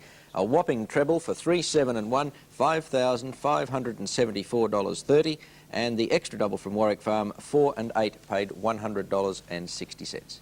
That was the Warwick Farm action yesterday. We'll take a break. Melbourne meeting yesterday. It was at Caulfield, and the opening event went to Beach Gown. She led comfortably on the fence. The favourite Mascot, I thought, had every chance. She raced a little greenly in the straight, but Beach Gown far too good to score by 2 1/4 lengths. Straight 350 out. Beach Gown a couple of lengths in front of Mascot, getting to second, but running in a little. They're well clear of Sky of Stars, Beach Ruler. Mascot wants to run down to the rail, and Beach Gown's got a good break at the 100-metre mark, racing very tractably, dashed away from Mascot. Then Sky of Stars will get up and get third, but Beach Gown goes to the line to win well. She scored by 2.5 to Mascot. 3 away third, Sky of Stars. A gap then to... The 3-to-1 favourite Smart Little Lady ran down the leader Noosa Gardens in the final stages of the second event. Well ridden by Greg Hall, I thought. Smart Little Lady in the blinkers, awkwardly placed at the home turn. It didn't appear to be travelling all that well. That's her about sixth at this stage under the whip, and she runs on strong. 250 out. A good couple of lengths in front now, Showport, and back in the centre, Mernda May. Down the outside, Smart Little Lady and Be Quick from a long way back. The leader getting tired, Noosa Gardens 100 out. It's just in front of Smart Little Lady and Showport in the centre. Showport, Smart Little Lady are swamping Noosa Gardens. Smart Little Lady going home better. She gets up to win about 3/4 to either Noosa Gardens or in the centre there, Showport. To pay for all the junkets of the Channel 7 staff, we'll now take a break and come back and look at race 3 from Caulfield. 3 in our Caulfield review, it was the Welter Handicap, and Nordic Chief tore off with a huge lead in the middle stages. Approaching the home turn, Nordic Chief was still well clear, but he really got the staggers in the straight. And Live Albert rattles home to defeat Maintenon and Woking. Nordic Chief, in fact, missing a place. But Nordic Chief's on his own in the straight. 300 to go. He's still about 6 lengths in front of Alvarino, Live Albert, Major Diamond. Then Maintenon. He's starting to get very tired. Nordic Chief, he's going up and down in the one spot. Live Albert picking him up, and Maintenon down the outside with Woking. Nordic Chief grabbed by Live Albert. He's swept to the front now from Maintenon, and Live Albert's coming on to get the money. Live Albert has won about 3/4 to a length, and Maintenon second. Ahead away third is Woking. Fourth event was the Eclipse Stake, the Eclipse Stakes, the main event at Caulfield yesterday, and it went to Brave Salute, very smart 3-year-old. Brent Thompson rode him confidently, began smartly Brave Salute, settled about third, and defeated Nyako Fair, and the Queensland mare Haley's Hope, who had every chance, battled on strongly for third. Back with Wise Call, Amiga Connection settling down, and there's Brave Salute quickly running around the outside up towards the lead, but he's fighting with the rider, and Toy went through to go to the front, settling down. Toyd is the leader now, about 2 lengths in front of Brave Salute, still throwing the head about, but getting up to second. A length and a half, then Jamaica Rinner's got up on the inside of Haley's Hope, and Wise Call 3 deep. The pace is only even at the moment from Millawar, Cromedy Bay to Nyako Fair, and Amiga Connection last of all. Up on the outside, Wise Call's gone quickly now with about 1450 metres to go to take up the running. And Wise Call with a better pace now, led about 2.5 to Toyd, 2 then to Brave Salute. Over on the inside, Jamaica in a length and a half to Haley's Hope, about 3 for the back, Millawar, Cromedy Bay. 2 for the back, Nyako Fair in a length, last of all, Amiga Connection. On top of the hill, about 1100 metres to go, and the leader Wise Call in the Eclipse, about 2 to Toyd, a length and a half, Brave Salute up third. A length then Jamaica in from Haley's Hope, 2 or 3 further back, Cromedy Bay. Over on the inside, Millawar, 2.5, Nyako Fair, and Amiga Connection last of all. They're heading down the side, 950 out, Wise Call about a half in front. Toyd off the fence, went up second, a length and a half, Brave Salute. They're followed over on the inside by Jamaica in a length to Haley's Hope, a length and a half, Millawar, followed by Cromedy Bay. 2 for the back, Nyako Fair, and 2 Amiga Connection last of all. 650 out. Toyd raced quickly on the outside and grabbed the lead now from on the inside is a Wise Call. Moving up quickly now, Brave Salute the outside. They're followed by Jamaica in, Haley's Hope, Millawar, and further back Cromedy Bay, a gap, Nyako Fair, and Amiga Connection last of all. They race towards the turn now, and on the outside, Brave Salute moved up to tackle in the centre there, Toyd. They're followed by Wise Call, but Brave Salute raced to the front in the straight now at the 300-metre mark and dashed away from Toyd. Then Jamaica in, Nyako Fair, but the 3-year-old went for home at the 200-metre mark. He's kicked away Brave Salute. He's 3 in front of Jamaica in, Nyako Fair. Then Wise Call, but Brave Salute is running away with the Eclipse Stakes, a brilliant winner, and Brave Salute runs away to win 3 or 4 lengths, Nyako Fair. A half away third is Haley's Hope, and then for the back, Jamaica in. Again. It's a very smart 3-year-old Brave Salute. The fifth event was the Caulfield Festival Handicap, and it went to Tod Wilkes at 33 to 1. He ran on nicely, hit the lead about 250 metres out, and defeated Howitzer and Baratri. Bowl Jet's a mile from them, straightening up. He's back about 4th last and bumping with Lennox Street. In the straight now, Mum's Pride tackled by Tod Wilkes quickly. Then a gap to Baratri, Colours and Howitzer out of the pack, running on from Sports Ruler Sashi. Then Bronze Order, but the leader is Tod Wilkes with 100 metres to go. Howitzer pecking it back quickly on the outside. Tod Wilkes in front of Howitzer and getting towards the line, Baratri, and Tod Wilkes gets the money. Tod Wilkes by a neck on the line to Howitzer second. A length and a half away third, coming home well was Baratri. Sixth event went to Testimony, the heavily backed 2 to 1 favourite. You'll notice at the home turn, Testimony with the baldy face, very distinctive, out about 4 wide. He strolled to the lead and was untroubled to score by more than 2 lengths from Ready Currency and the Tommy Smith trained Movie Maker. They're followed further back by Movie Maker. Celebrated Prince grabbed by Testimony at the 200-metre mark, who took the lead now, and the top weight Testimony got to the front from Celebrated Prince. Ready Currency coming home well, and then Movie Maker, and further back Vindaloo, but Testimony kept going by Young Maunder's got a sufficient break from Ready Currency and Movie Maker, and Testimony gets the money by 2.5 to Ready Currency. Ahead away third, Movie Maker, then Cambridge Boy from a mile back, then Vindaloo and further back. Seventh event went to Better Chloe. got clear just after straight and looked to be in some trouble about the 150 metres mark, where both Royal Rebanded and Trancing had made ground, but Better Chloe kicked on very strongly to score. Another one for the bookies, 15 to 1. Rose of Banaka took the lead. Better Chloe grabbed it, and Rory Band comes at them quickly on the outside. It's raced up. Entrancing trying to get a run in the centre. Rory Band moved up now to Better Chloe over on the inside. Now Entrancing getting through. Then Coral close. It's Better Chloe again in front of Entrancing and Rory Band. Better Chloe in front near the line, and Better Chloe gets the money. She wins at 3/4 of a length to Rory Band, and neck away third Entrancing. Final event was the Sweet Nell Handicap, and it went to Frosty Dawn. Hands and heels over the final part and scored decisively from Ruby Hussar and Way, who battled on strongly. Right girl. Silky Rim trying to get a run, and further back in the field, Hasty Hermie starting to run on. In the straight, they race. Frosty Dawn moved up now with Heaven and Earth. They quickly grabbed the lead. Then Ruby Azar, and further out, Pure Imagination and Way starting to get through the field, but Frosty Dawn took the lead with 150 to go. Beat off over on the inside, Heaven and Earth. Then Silky Rim and Way starting to finish quickly up along the rail. Further out then, Ruby Azar. It's still Frosty Dawn in front. Ruby Azar trying to peg it back, but Frosty Dawn's one of the nose, Ruby Azar. Third home along the inside, Way, and they're followed by Hasty Hermes. That was the action from the Caulfield meeting yesterday. Look now at the TAB information, and the double numbers were 3 and 7. The dividend, $624 even. The treble combination, 4, 3 and 7, paid $2,986.70, and the extra double from Caulfield, 1 and 1, paid $1,800. 1,500, that's the number to ring. Enunciation's not his forte. When you hear John Singleton talk, it's as though he's just come out of anaesthetic after having all his teeth pulled. But 5 days a week, he strives to perfect the art of mumbleback radio from 2KY's mobile studio in Sydney's western suburbs. Right now, he's uttering words of wisdom to one of his flock. Ignorance is bliss, Beryl. No, and you haven't lost your bliss. Radio's been good to John. So was advertising, where he made his first million.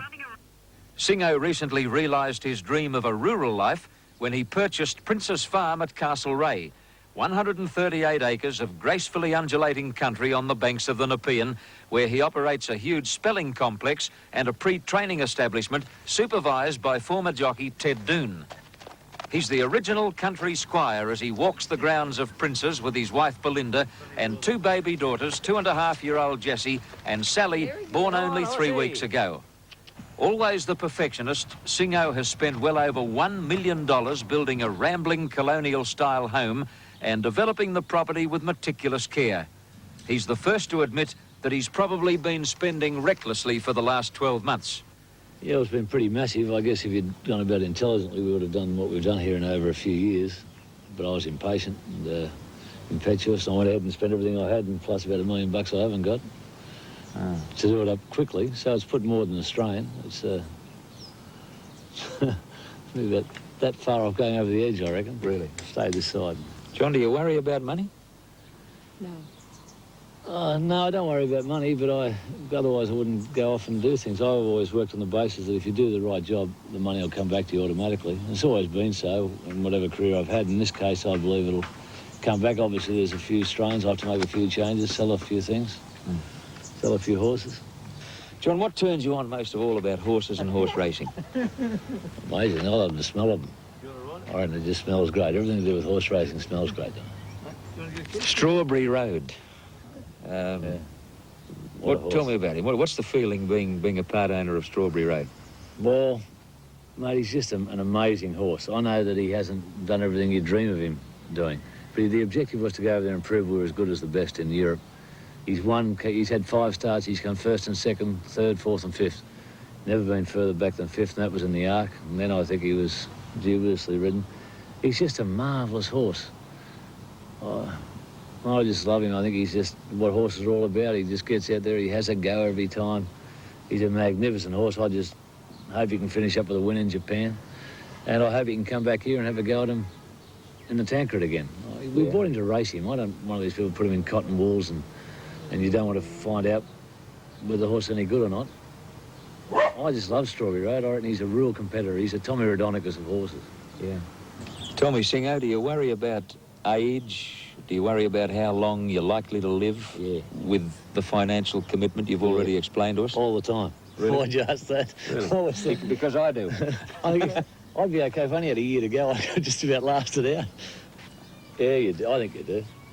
I think, mate, the good thing about getting older, you probably find this, I don't know whether you would, but I found that when I was young, I used to be a thoughtless sort of bloke. I used to want to get there, and I didn't care much. If I hurt a few people, I had to sack a few people, it didn't worry me. And now, as you get older, you start to realise how fragile and temporary life is, I reckon. I don't know whether you get a bit weak on it or soft. You lose the killer instinct. Oh, yeah, I've definitely lost the killer instinct. I used to have a real killer instinct. Now, mate, I'm gone to getting shot to pieces, you know. How do you want people to look back on John Singleton years after you've gone? It's not a bad bloke. Is that important to you? Yeah. Yeah, I don't know about you, mate, but where I come from, the main thing in life is to get your dad to be proud of you. I'd like my kids to feel that way about me, and when I check out, I'd like to think that Mum and Dad can say, yeah, well, he wasn't a bad kid. Well, they're saying that about him already, mate. Not a bad bloke. He's not a bad bloke, Singo, and I wish him good luck this afternoon with the road. Yep, Strawberry Road tackles Kiwi and the world's best in the Japan Cup in Tokyo just after 5 o'clock this afternoon. Go Strawberry. We'll be up there with the cricketers too.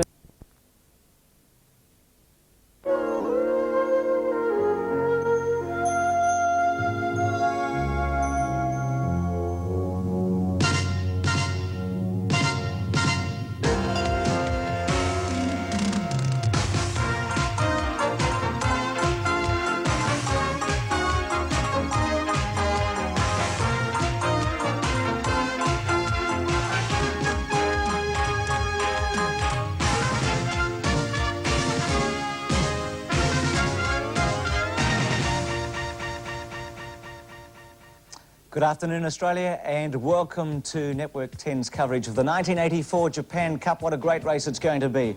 The weather in Tokyo today, it's overcast, 10 degrees centigrade. The track is a grass one, and the going will be lightning fast as far as Australian standards are concerned. And it's the strongest ever assault by Australasia on an international thoroughbred race, with 3 representatives, including Bounty Hawk, who's won 4 Group 1 races, including 2 derbies. He was successful, of course, in the Victoria Derby as a 3-year-old, and then in the Australian Derby in Perth. He was beaten in the Melbourne Cup this month, but there were excuses for Bounty Hawk. Lester Piggott, the great jockey, will be on the globe-trotting horse Strawberry Road. Strawberry Road has had great form internationally this year with the 5th in the Arc de Triomphe. And, of course, Kiwi is also representing Australasia, the gallant horse who won the 1983 Melbourne Cup after coming from last. We look at the field. We have Mr. CB from Japan, Espere de Nord from France, who was 3rd in this race last year. We go down to Bedtime from the United Kingdom, who's won 5 out of his last 6.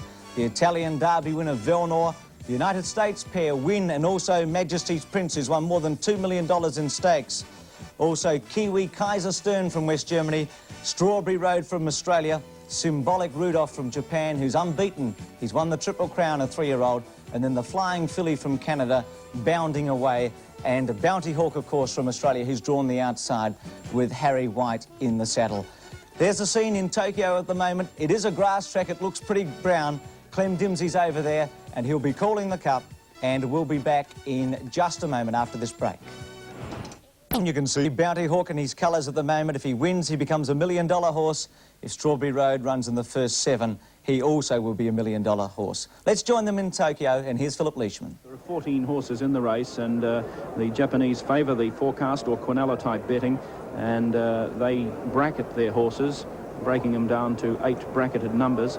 Kiwi is in fact bracketed with Majesty's Prince, and that is one of the favoured brackets, and Bounty Hawk is with Bounding Away. Strawberry Road is linked up with Symbolic Rudolph, and he is expected to go a good race. There's Lester Piggott, who will be in Australia in late February, March, riding Strawberry Road today. First time he's ridden Strawberry Road. Quite impressed, he said, after track work on Friday.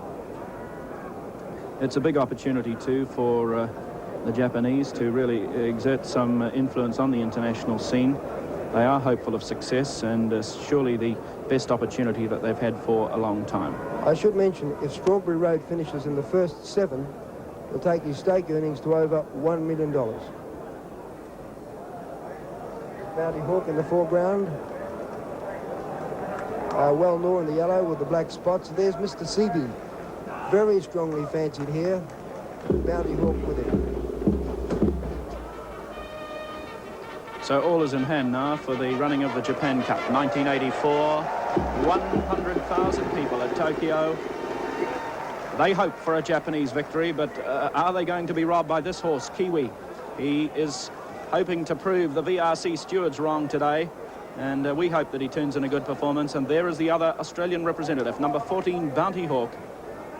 I don't know about proving stewards wrong. It's been a couple of weeks since. He's now, that leg has improved dramatically, and Kiwi is very, very fit.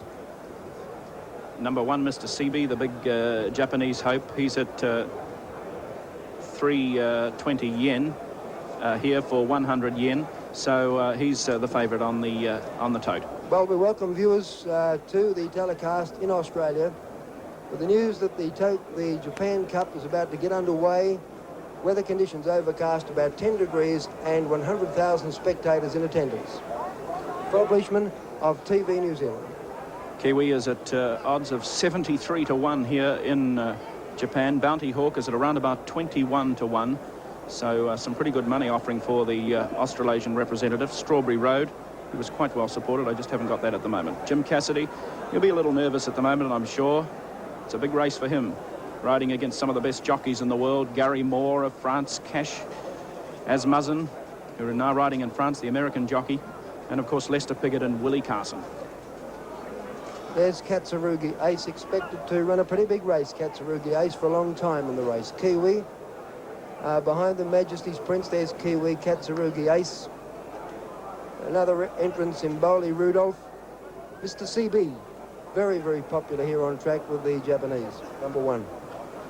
Not taking the horses in as quickly as they normally do. They normally rush them all in one go, but taking them in almost individually here. And we're going to have a start very shortly indeed. Not all that many out the back. Kiwi jumps from the number 8 position. Bounty Hawk is slightly disadvantaged. He will start from the number 14 position. But I think Harry White, all the same, believes he can overcome that minor disadvantage. There's Kiwi about to go forward. I'm sure Harry will allow Bounty Hawk. He's being let up to settle down. So Sibagagi are now pleased to bring you coverage of the Japan Cup 84. Here's Clem Dempsey. Bolin racing in the Japan Cup, away to a pretty fair start too. Bounty Hawk on the outside's being restrained early. Where's Kiwi? He's centre field. He's not back as far as we thought he might be. And Katsuragi Ace is going very quickly, the Japanese representative, to go to the lead. Katsuragi Ace is going to lead the Japan Cup field out of the straight. United States representative second. Bounty Hawk up running third. Esprit d'Honneur inside Bounty Hawk as they will out of the straight, and then Majesty's Prince. No great pace on at the moment. They're followed then over on the outside there going forward by bounding away the Canadian representative. Kaiser Stern's a fair way back in the field, settling down, and Mr. CB's about 4 or 5 lengths behind that pack. Kiwi's got 4 or 5 behind him, which is a surprise. We thought he might be last. Into the back straight. This is a long way to go yet in the Japan Cup as they run up past the 1600 metre mark. And Katsuragi Ace is the leader, showed the way by about 6 lengths into the back straight. Wynn was running second, and they're followed then by Bounty Hawk up running third. Fourth on the inside there was Bedtime. They're followed then by Simboli, Rudolph, and Strawberry Road, who was handy too. Moving forward over on the outside was Kiwi. Kiwi's only about 8 or 10 lengths, or no, 15 lengths from the lead. This leader, Katsuragi Ace, has gone mad. He's got a big break, Katsuragi Ace, of about 8 or 10 lengths. Wins in second place. They've climbed the hill now and go towards the 1,000 metre mark. He'll get tired, I'm sure. They make that back turn, 1,000 metres left to go. And Katsuragi Ace has got a break of about 12 lengths over Wynn. Bounty Hawk's up running third. They're followed then by Strawberry Road improving. Esprit d'Honneur's over on the inside, and then Simboli Rudolph. They're followed by Majestic Prince. Going forward on the outside is Kiwi. Mr. CB starting to take off from the rear. Now the pressure being applied as they thunder down near the turn, where the leader's coming back to them quickly. Katsuragi Ace coming back. He's still got a handy break coming to the bend of about 4 or 5 lengths. Bedtime was second. They're followed by Win around the straight. Bounty Hawks behind them, and then Kiwi looking for run through the field at the 400 metre mark, and now the race on in earnest. Katsuragi Ace about to be joined on the outside. Challengers coming thick and fast. Majestic Prince on the outside is finishing well. They're followed then over on the inside by coming home pretty hard out wide on the track is Simboli Rudolph. They're right across the track. Katsuragi Ace in front. Bedtime trying to pick it up. Katsuragi Ace in front. And Katsuragi Ace is going to last the win from Bedtime. Simboli Rudolph is run third. They're followed right on the track then by Majesty's Prince. Back behind that field was Kiwi, who ran a gallant race. Then a gap in the field to Strawberry Road, a fair gap to Bounty Hawk, well back with Wellmore, who was never in it. Then a fair way back in the field to Bounding Away. Kaiser Stern, Esprit and all was second last. And the last one to finish in the race was Diana Tholon. Well, that will be the biggest upset that anyone could have hoped for. Katsuragi Ace. He is at outside odds here in Japan, and he has caused a monumental upset in downing a very good field. Did you see the way that the Australasian representatives performed? They performed with merit. Kiwi came home like a train. You'll see him coming into the picture on our replay. When we look at the final stages, he came home very well indeed. Here is Katsuragi Ace as he makes his way towards the straight entrance. We were told Katsuragi Ace would lead into the straight and then compound. He did that for stride when the challenges came, but then he kicked away and has won by about a length and a quarter. They've run 2:26.3, the last 800 metres in 47.9, and the last 600 in 35.5. Now, Kiwi, much closer than we anticipated, I thought, Phil. I think there's no doubt about it. He's a horse that needs a lot more ground. He was making incredible inroads into the lead in the last 150 metres. The distance found him out today, but there was no doubting he was ready for the task. Harry White gave Bounty Hawk every possible chance, had him third going out of the straight. He dropped back, I noticed, at about the 600-metre mark to be fifth. He's finished centre field just behind Strawberry Road, around about 7th. Strawberry Road was handy enough coming to the turn, but could find very little in the straight. Let's remember that the jockey Nishihura, the rider of Katsuragi Ace, will be the hero of the nation. Japan have so much wanted to win this race, the truly international event for them.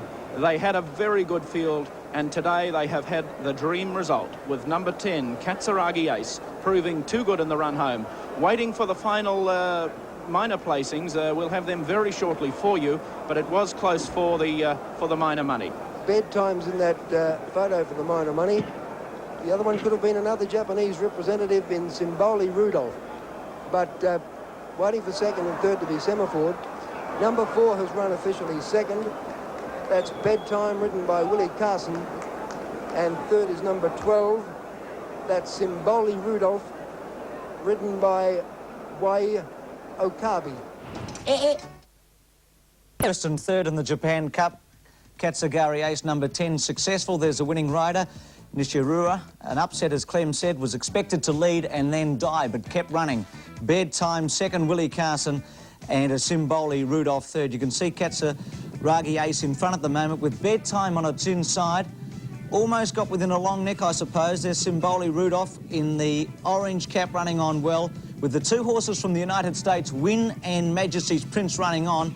But in fact, Katsuragi Ace coming away on the line to win by about a length and a half. You can see Kiwi getting through on the inside, running on to run just out of the first 5. But Katsuragi Ace successful from Bedtime from the United Kingdom, and the first defeat ever for Simboli Rudolph from Japan.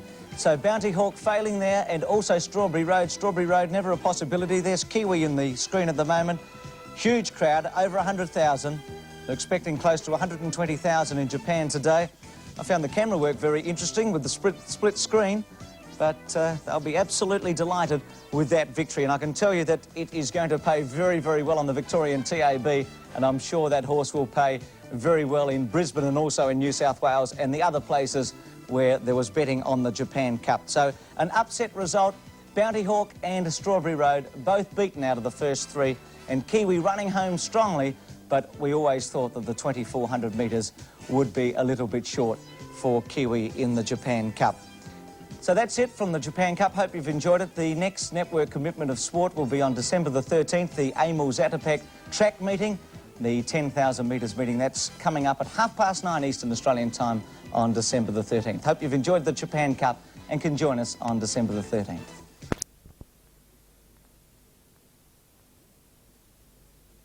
Been transformed into one of its glamour events. Tonight is the final of the Australian Pacing Championship, and by recent Harold Park standards, there's a good crowd.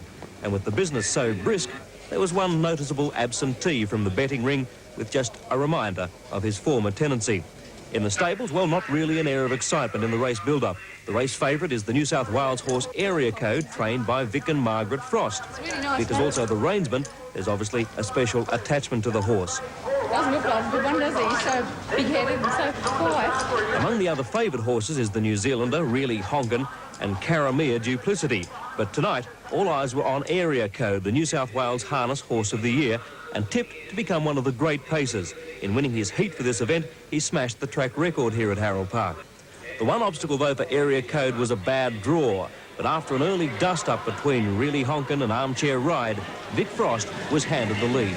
Inside the 400, Frost gives a couple of cracks with a whip to Area Code. One Die's mate is setting out after him now. 3 to Gallant Fred, Test Mystery, and then Caramere Duplicity. It's a match in 2 now. Area Code a length on One Die's mate. 6 lengths to Gallant Fred and Caramere Duplicity. Around the corner, though, and Area Code is going great guns. He's still a length on One Die's mate, who won't give in. It's Area Code in front. One Die's mate's a length away. Area Code's fighting back, though. He's going to hold the Queensland champ, and Area Code in a brilliant victory has won it a length on the line. I'm shaking like a leaf. It's still he's a great horse. Get it back to Queensland, you pleasure. The abuse from the crowd was for One Die's mate, which for the second time in this series made its run too late from the back of the field. But that was far from the mind of Vic Frost, trainer, driver, and #1 fan of Area Code. He's a pretty good horse, like, you know, we sort of love him, and he does everything we expect of him. Like, you know, he's a big, strong horse, and he sort of suits my type of training. He's just got the ability and the heart to win. Like, you know, I think the main thing with him is he just likes to win, and he's just got that drive there that he just doesn't like being even sort of held back in the field. He just doesn't like it. He sort of throws his head around a little, and he just sort of loves it up there, sort of doing plenty of work. To race a horse and to train and drive a horse like this, he's every trainer's dream. And the Queenslander One Die's mate may have been beaten, but certainly not disgraced. At Albion Park last night, there were 4 sub-2-minute runs, 1 class record. We have the treble highlights, and race 3 was the qualifying stakes with Enemy 2 as the favourite.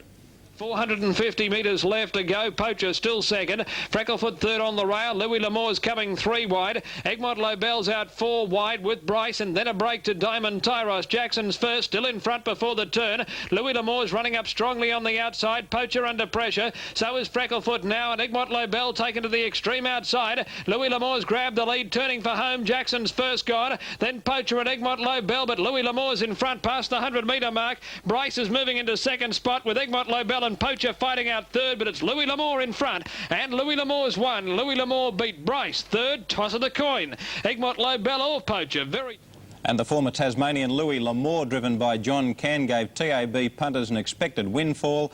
10 to 1 with the bookmakers and paid 50 to 1 on the Queensland TAB. Race 5, the middle peg of the treble and the first leg of the daily double. Missy Bullet eased from odds on to 11 to 8 against, and Lindy's Nymph was best back to beat it. Full ball by Stanky, leads by 1.5. Tarport Trapper coming to the outside, running on. He's 3 wide. Lindy's Nymph will have to come 4 wide. Waterloo Stars giving ground, and Boogie beats on the fence right behind the leader and peeling out wide now as Missy Bullet comes onto the turn at the 200-metre mark. Boogie beats into the clear, and Lindy's Nymph on the outside. Missy Bullet's in front. Boogie beat, and Lindy's Nymph are trying hard to get to Missy Bullet. Missy Bullet the leader. Boogie beat coming fast with Lindy's Nymph. Oh, Missy Bullet still in front. She doesn't know when to lay down. She's fighting back. She's won. Gee, she's a good mare. Missy Bullet's won the money. Missy Bullet first. It's a photo for second and third. Lindy's Nymph is out under the judge's box, and Boogie beat. Little between them. And Missy Bullet went 159, another sub-2-minute run for that mare. And Brian Stanky, she was bought for $8,000 from a claiming race in Victoria. Stanky has done a marvellous job with her. Race 7 was the combined stakes, and here Miss Yarraman, McMullen chasing the third leg of a winning treble, was odds-on favourite. On the fence, but now needing room in front of Helmai. Then the chief accounted. My Melody Queen's out wide, and Cheffinair down at the tail of the field as they pack up, coming off the back. That quarter in 28.8. They have 250 left to go. Monvin Boy by a length over Miss Yarraman, tapped up. Regal King's going okay, climbing over their backs, looking for a run. Then My Melody Queen and Helmai as they straighten up. Monvin Boy the leader from Miss Yarraman, and Regal King on the inside. Monvin Boy and Miss Yarraman, they'll fight it out. Regal King's got nowhere to go. Miss Yarraman's coming at Monvin Boy, but he's fighting back. Monvin Boy and Miss Yarraman, she put in a big lunge and got there. Miss Yarraman by a half head. Miss Yarraman beat Monvin Boy. The chief accountant and Cheffinair in a photo for third. And Mess Yarraman gave McMullen the third leg of winning treble. He is now within striking distance of Darryl Alexander in the Drivers' Premiership at Albion Park. The Cathay Restaurant Driver of the Night Award winner is John Can for his display behind Louie L'amour. The Carlton Sire Stakes Triad final for fillies next Saturday night. The Clash of Bindy's Hope and Kentucky Bye-Bye will be a beauty. And the Colts final a week later. There will be now bulk nominations for 3- and 4-year-old Triad Series. That's it for harness racing. We'll be back in a moment with Greyhound Racing News. Heavy downpour which hit the track just before the fourth event and made the going for the remainder of the meeting slow. A bit of a task there for the punters. First event, though, the punters were on target with Noble Jones, a first starter, successful as the 6-4 favourite. He jumped well on the inside, that's him in the red cap, takes a sit behind the leader, Call Me Jekyll, and all the way down the straight he looked to be in command. Princely Gain began nicely, settling about fourth on the outside of Lana's Shadow, showing plenty of dash. Silvery Whisper, followed then by Grand Cindy, Extra Grand getting back with Montiette, Princess Strom, and Ironbark Man last of all. Running onto the home turn, 550 metres left to go. Call Me Jacket sprinted away from them and leads by a couple of lengths. Noble Jones second on the inside of Zupenko, followed by Silvery Whisper. Lana's Shadow over on the inside, Princely Gain a little bit wide, and further back came Grand Cindy. Well in the straight now, 250 metres left to go. Call Me Jekyll about a length in front of Noble Jones, who's popped the big question. He's coming out after this leader. Lana's Shadow over on the inside, then Zupenko and Grand Cindy. Noble Jones has moved up on the outside of Call Me Jekyll. He's got his nose in front, the favourite. Noble Jones about a head in front. Cook content to ride him hands and heels, and he's going to be too good in the run home. Noble Jones by a length. Noble Jones first, Call Me Jekyll second, Grand Cindy third, then Lana's Shadow. Cyril Small, the rider of runner-up Call Me Jekyll, was subsequently suspended on a careless riding charge for interference over the final 100 metres. The sufferer there was Lana's Shadow, but stewards ruled that it didn't affect the result of the race. Lana's Shadow's protest was dismissed. Second event was the first maiden, and B-Way comes from near last. That's him in the red colours and yellow cap, actually last in the field there, and a storming finish to nail Salute Toboggan in the last couple of bounds. Showing plenty of pace, going fast. He's a Goodman and getting up into a good spot. Salute Toboggan, but trap wide. All Amber showing plenty of dash. Viv Shadow midfield on the rails. He's racing on the inside of Razak. Trajanis after beginning well, drifting back with Anari. Black Vinny is caught right off the track, and K-Knight is out wide as well. Our friend Alf is drifting well back about fourth last now, and then B-Way, and last of all is Lay Whitty coming down the side. 850 metres left to go, and the leader Invitation was taken on by Himanini, and they're going stride for stride, a length in front of All Amber. Discord's going easily in fourth place on the rails, and then Salute Toboggan, Viv Shadow, followed then by He's a Goodman picking up ground on the outside of Anari, Black Vinny, and then K-Knight on the outside. B-Way starting to go forward. Our friend Alf, He's a Good Razak's drifted well back in the field with Trajanis, and Lay Winnie's last, flattening for the run in now. 400 metres left to go. Invitation was the leader, kicked away about a length in front. All Amber running on strongly on the outside. Salute Toboggan coming into it with a good run. Himanini weakening out of it. Discord just behind those leaders, but under pressure, and now Anari is hitting top gear and running on strongly on the outside, but Salute Toboggan went to the lead. It's Salute Toboggan in front, 150 to go, about a length and a half clear. B-Way on the outside running on gamely with Anari. It's Salute Toboggan in front. They hit the line. B-Way flew at the end. Oh, gee, I don't know. This is pretty close. B-Way's way out in the middle of the track. B-Way or Salute Toboggan, it could go either way. Anari probably third. Very deceptive finish with B-Way on the outside gaining the verdict over Salute Toboggan. No need for the photo finish camera in the third event, which was the second maiden, with the former New Zealand mare Aunt Jane scoring most impressively. A first run in blinkers, and she certainly improved with the extra gear on to defeat Greg's son Robinson. The favourite Half Crescent had a lovely run throughout, just died on his run the last 100 metres. 17 times Aston Villa over on the rails, running about seventh, and then Born Comedian. Trapped a bit wide as Greg's son in the early part. Conte Gallant midfield on the inside. A length into Polo Dream, followed by Aunt Jane, who's picking up ground. Born Comedian a little bit deep. Higher Me's right off the track on the outside of Lamoso, Bound to Drink. Line City getting well back, and Jan's at his last. 850 metres left to go, and Blue Adriatic's gone to the lead now, leads by a length and a half.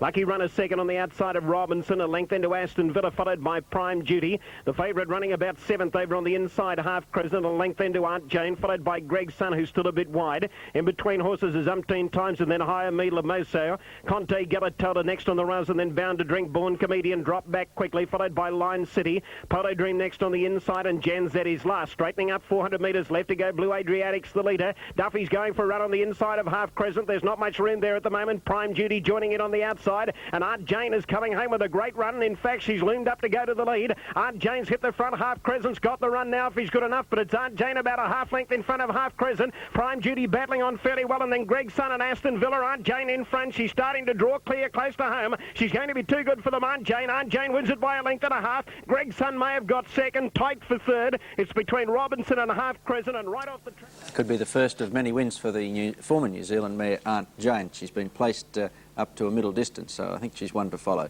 They were the first three from Eagle Farm yesterday. We'll take a break now and come back and look at races 4 to 9. Some 10 minutes, and certainly visibility was very poor for this race, and we apologise for the quality of the films for the remainder of the program. A little bit of a damp problem. This is Tamarind scoring. If you can see her, you're better than me, but she is out very wide. You'll notice once they straighten up in the darkish colours, Tamarind's in control all the way down the straight. The favourite Vita had every chance. She's just behind those leaders at the moment, Vita, angling for a run about 4 off the fence, but at this stage Tamarind in the dark colours on the outside is about a length or so clear and holds that advantage to the line. First run since coming from Sydney, and I think Tamarind is going to score again. Vita in the yellowish colours coming through to get second there at the moment, but Tamarind starting at 16 to 1, a good result for the bookies. Vita, and third was Splendid Flight, who battled on pretty strongly. That was the fourth for what we could see of it from Eagle Farm yesterday.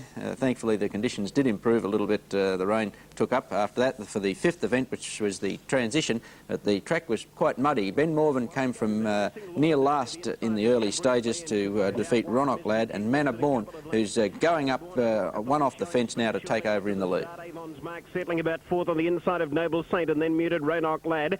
Cabaret Kingdom talked the leg, trapped out a bit deep in the early stages, then Cafode and Benbulben drops to the rear. There does look to be a great deal of speed on in the middle part, just short of 1,300 metres to go on the leader. Manor Born, he's going a bit keenly, about 3/4 of a length in front of Rockathon. Avon's Mark a length away third, then Noble Saint muted. Ironclad trapped out a bit deep. Lauderdale next on the inside of Cafode, and then Cabaret Kingdom. By G, they're tight in midfield. Talk the legs right off the track. He's about 5 wide at the moment, and Benbulben's last as they head onto the bend, just short of 1,000 metres to go. Manor Born a half length in front of Rockathon. Ironclad's 3/4 of a length away third, but 3 deep. Avon's Mark fourth on the rails, and then Noble Saint, followed by Cafode and Lauderdale on the inside. Cabaret Kingdom next, and then Talk the Leg muted in between horses, and Benbulben still last. Down the side, 650 out. Manor Born's a length and a half in front. Rockathon running second. Avon's Mark third on the inside, and then Ironclad, who's fourth, followed by Cafode coming away from the rails and starting a run. Noble Saint next on the outside. Muted's a bit wide as they run onto the home turn, and Talk the Leg about 5 deep as they straighten up. 450 metres left to go. Manor Born nicely clear. He kicked away from them. He's 2 lengths in front.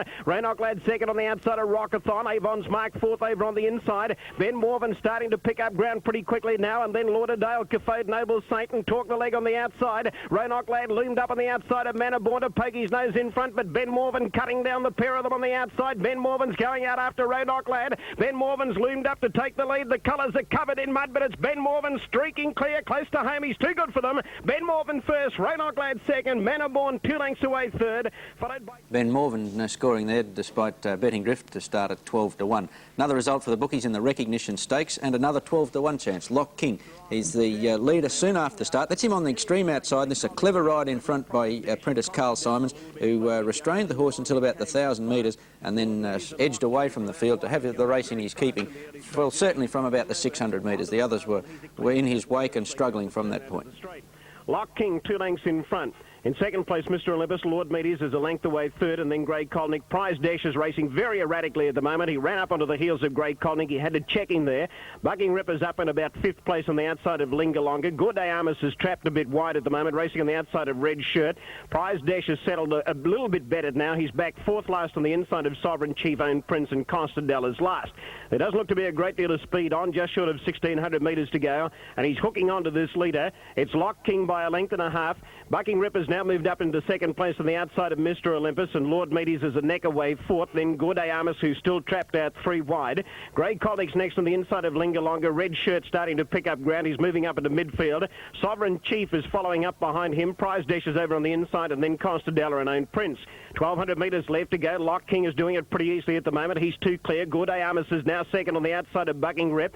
Mr. Olympus is a length and a half away fourth on the inside of Lord Meaties, and then Grey Colnick, Red Shirt, followed by Sovereign Chief. Lingalonga's up in midfield. Prize Dash is on the inside of Sovereign Chief, and then Costadella, who's ridden along a little bit at this stage, and Own Prince is at the rear.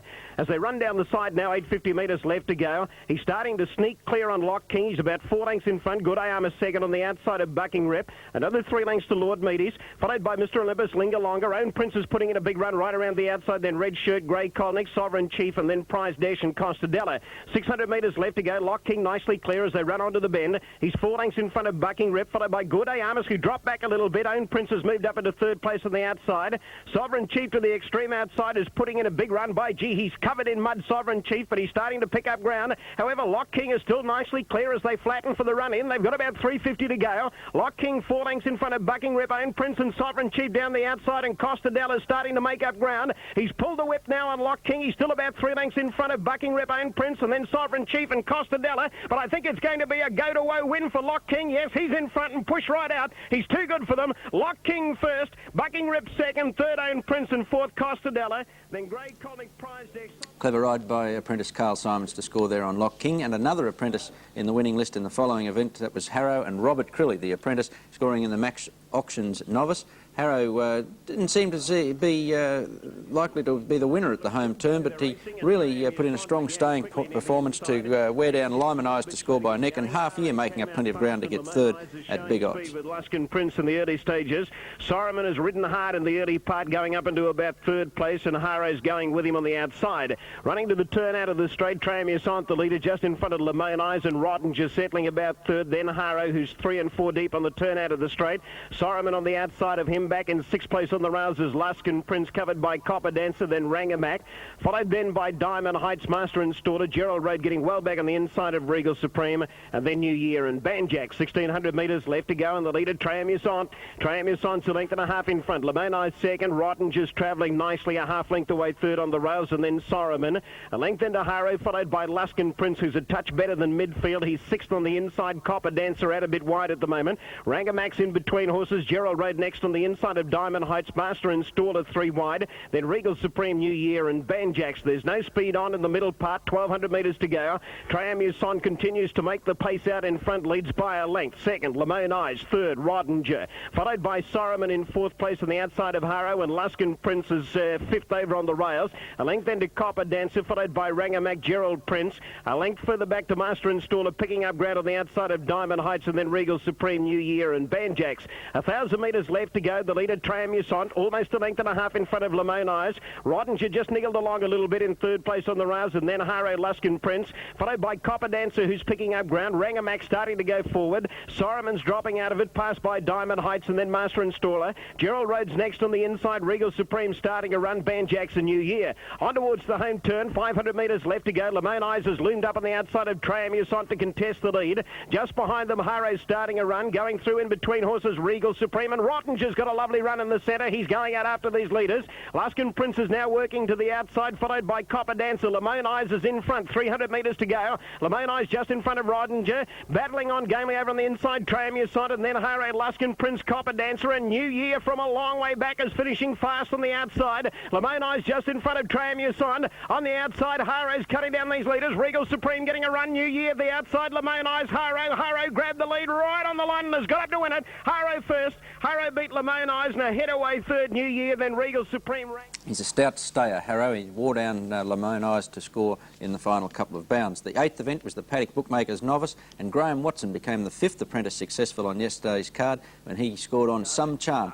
Well back in the early stages, made his run gradually and got a lovely run at the home turn on Some Charm to career away in the straight to defeat Full of Life, who I thought ran a much improved race and could be one to follow. Bukake, Lord Luskin showing plenty of dash, and Princess Jan is getting up into a prominent spot, settling about 5th.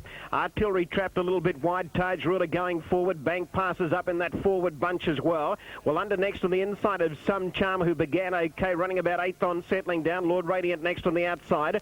Full of Life is getting well back with McGettigan, Startwell King, and Bunratty Fire drops to the rear. As they run down the side, 850 metres left to go. Tod Wilkes has pulled his way to the lead. Tod Wilkes about 3/4 of a length in front of Artillery, who's gone up very strongly into second place.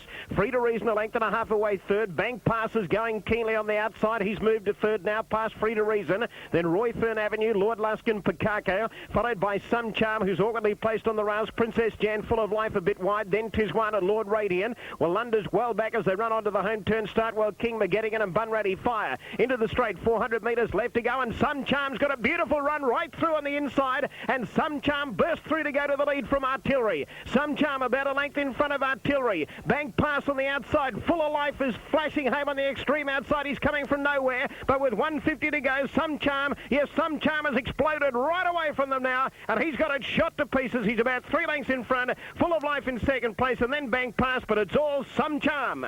Some Charm first, Full of Life second, third Bank pass, followed by Star. Country galloper Some Charm deserved that first city success. He's been unlucky here on a number of occasions, and I think he'll score again. The final event was the Tattersall Centenary Flying Welter, and Tan Rosa got the money here at 14-1, but most agreed Foreign Interest was the best of good things beaten. He's on the inside, Foreign Interest, and you'll notice him get a very bad check going to the first turn. Settling down, and Tan Rosa and Gypsy Circle came out smartly. High Sport began very quickly. He's going up fast, and there's Champagne Kate. Look at her go. She's going like a rocket on the outside, and she's raced away from them. Champagne Kate about 3 lengths in front. Survived, now moving to second on the outside of High Sport. Pete's Choice has moved up into 4th place outside of Prince Vol, a length and a half to Tan Rosa, then Gypsy Circle. Big Fern next on the rails, out a bit wide on the track is Top Fella, then Life's Ambition and Foreign Interest is last. Down the side, 650 metres to go. Champagne Kate steadied, a length and a half in front of Survive, and High Sports a neck away third on the inside, held up for a run. Tan Rosa now starting a run, moving up on the outside of Pete's Choice. Prince Vol sticking to the inside, and then Life's Ambition. Top Fella well back with Gypsy Circle and Foreign Interest. High Sports got the run on the inside as they flatten for the run in. He burst through to go to the lead, but tackled immediately by Survive, and Tan Rosa, she's way out in the middle of the track, but she's looming up to them. She's gone to the front, Tan Rosa. 250 metres to go. Tan Rosa just in front of Survive and High Sport, then Champagne Kate. Foreign Interest is making up plenty of ground with Top Fella. Tan Rosa in front, 100 metres to go. She's got them beaten, Tan Rosa. She's a couple of lengths in front of Survive and Foreign Interest, and Tan Rosa's too good for them. Tan Rosa first, Foreign Interest second, Survive and nose away third. Tan Rosa winning, but a great effort by Foreign Interest to get second, and he was most unlucky. I look now at the double and treble information from the Eagle Farm meeting yesterday. Double numbers 7 and 2, the dividend $159 even, and the treble combination 4, 7 and 2 paid $5,776.20. So Tattersall's December meeting living up to its reputation of providing a few long-priced winners. That was the Eagle Farm home turn. You'll notice him switch out very wide. Yes, nice start to the day. Switch out very wide just after straightening. The blinkers and the yellow cap. Power Symbol runs on strongly to defeat Bosco and Hermod. One Fairy God, and then Tomskin Reuters News, followed by Bosco and 3 further back, Kids Beer. Around the corner and Bright Purple. He's kicked away about 2 lengths on Hermod, the leader hanging a shade. Blazing Fury getting up nearer to the inside, followed by Liquid Steel, and now Power Symbol joining in. And Fairy God is next as they race to the 200 metres, where Power Symbol, he's out on the middle of the track. He joins Hermod. Bright Purple's gone. Reuters News on the rails. Hermod and Power Symbol in front, and Power Symbol comes away from Hermod, flying Bosco Fella, but Power Symbol has beaten Bosco Fella and Hermod. For those people phoning in on the Dick Johnson book, The Unforgiving Minute, the 3 winners have been filled, and Dick Johnson's car was an FJ Holden at Lakeside in November 1964, so save your energy. The winners have been won. The SO Handicap was the second event from Rose Hill, and Weona Devil starting 5 to 4 on. Nicely ridden by Peter Losh, awkwardly placed at the home turn, but gets into the clear just after straightening and runs on strongly to defeat Beltola. Devil cluttered away, and as the field genuinely packing, Bar goes softly, they swing, and Monteagle taken on again by Cobbler's Fair. Beltola's out. Weona Devil's almost into the open now, followed by Razoo, and then comes Harvey's Joy. Beltola dashes to the lead, 300 to go. Weona Devil inclined to go after him now. In third position, Razoo, then Harvey's Joy. Beltola just in front, but Wiona Devil is starting to pick up the bit now. He charges at Beltola, heads him off, and the favourites coming away, Wiona Devil from Beltola. Harvey's Joy in third position, but...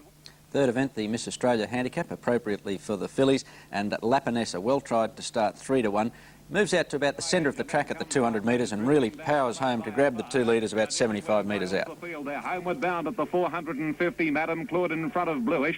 Signal to Noise has been wide from the start, but makes a line of 3. La Panessa pushed along by Beedman, and then comes Dancing Zephyr. 300 metres to go, and Signal to Noise and Bluish race past Madame Claude. A length and a half to La Panessa, travelling greenly. She's running to the centre of the track. Signal to Noise and Bluish lead by 3/4 of a length on La Panessa. On the inside, Bluish and Signal to Noise with La Panessa picking them up. She's going home the better, and La Panessa puts up a decent performance to win it. La Panessa has scored from Signal to Noise. Third home in the race was... Stylish win there to La Panessa. She should score again. Fourth event, the Esso Extra Handicap, and a big result for bookies here with Malamba at 16-1, defeating Good Tactics and Jos Rafi. Malamba came with a well-timed run to hit the front about 100 metres out. About 3/4 resource. Donica on the rails, and then comes Princess Tiber. Really pretty, being hard ridden by Dittman. On the outside, Jos Rafi and My Charbane with Malamba. At the 200 metres, Spring Run shows the way. It's about 3/4 Princess Tiber. Jos Rafi and Malamba running down the outside with Good Tactics. It's Malamba taking the lead, and it's got to be Malamba drawing away. Malamba's won the money. Second, Good Tactics. And Mick Dittman on the 2-1 favourite there, really pretty. Never really a threat in the straight to finish 8th. Then came the 5th event, the Camalco Handicap, and Sabre Tayeb well back to start 2-1. Notice in the baldy face with the between runners at the turn, and responds to whip riding, hit the lead about 100 metres out and come away. Who has Tulsa Night locked up, then Essential, Port Fair next to last, at about 4 lengths to Don Bosco around the corner, and Rising Prince as the rider Kay Langby gives it full rein. It leads the length, Benbulben getting out now, followed by the Cobb, Sabre Tayeb, Tulsa Night angling for the inside run. Langby pulls the whip on Rising Prince's Benbulben, and now here is Sabre Tayeb joining in. Clear of Tulsa Night, forget Port Fair, but Sabre Tayeb cruised up to Rising Prince and Benbulben, and Sabre Tayeb takes over and he kicks right away on the last 50 to win it easily. Sabre Tayeb by a length and a half to Rising Prince.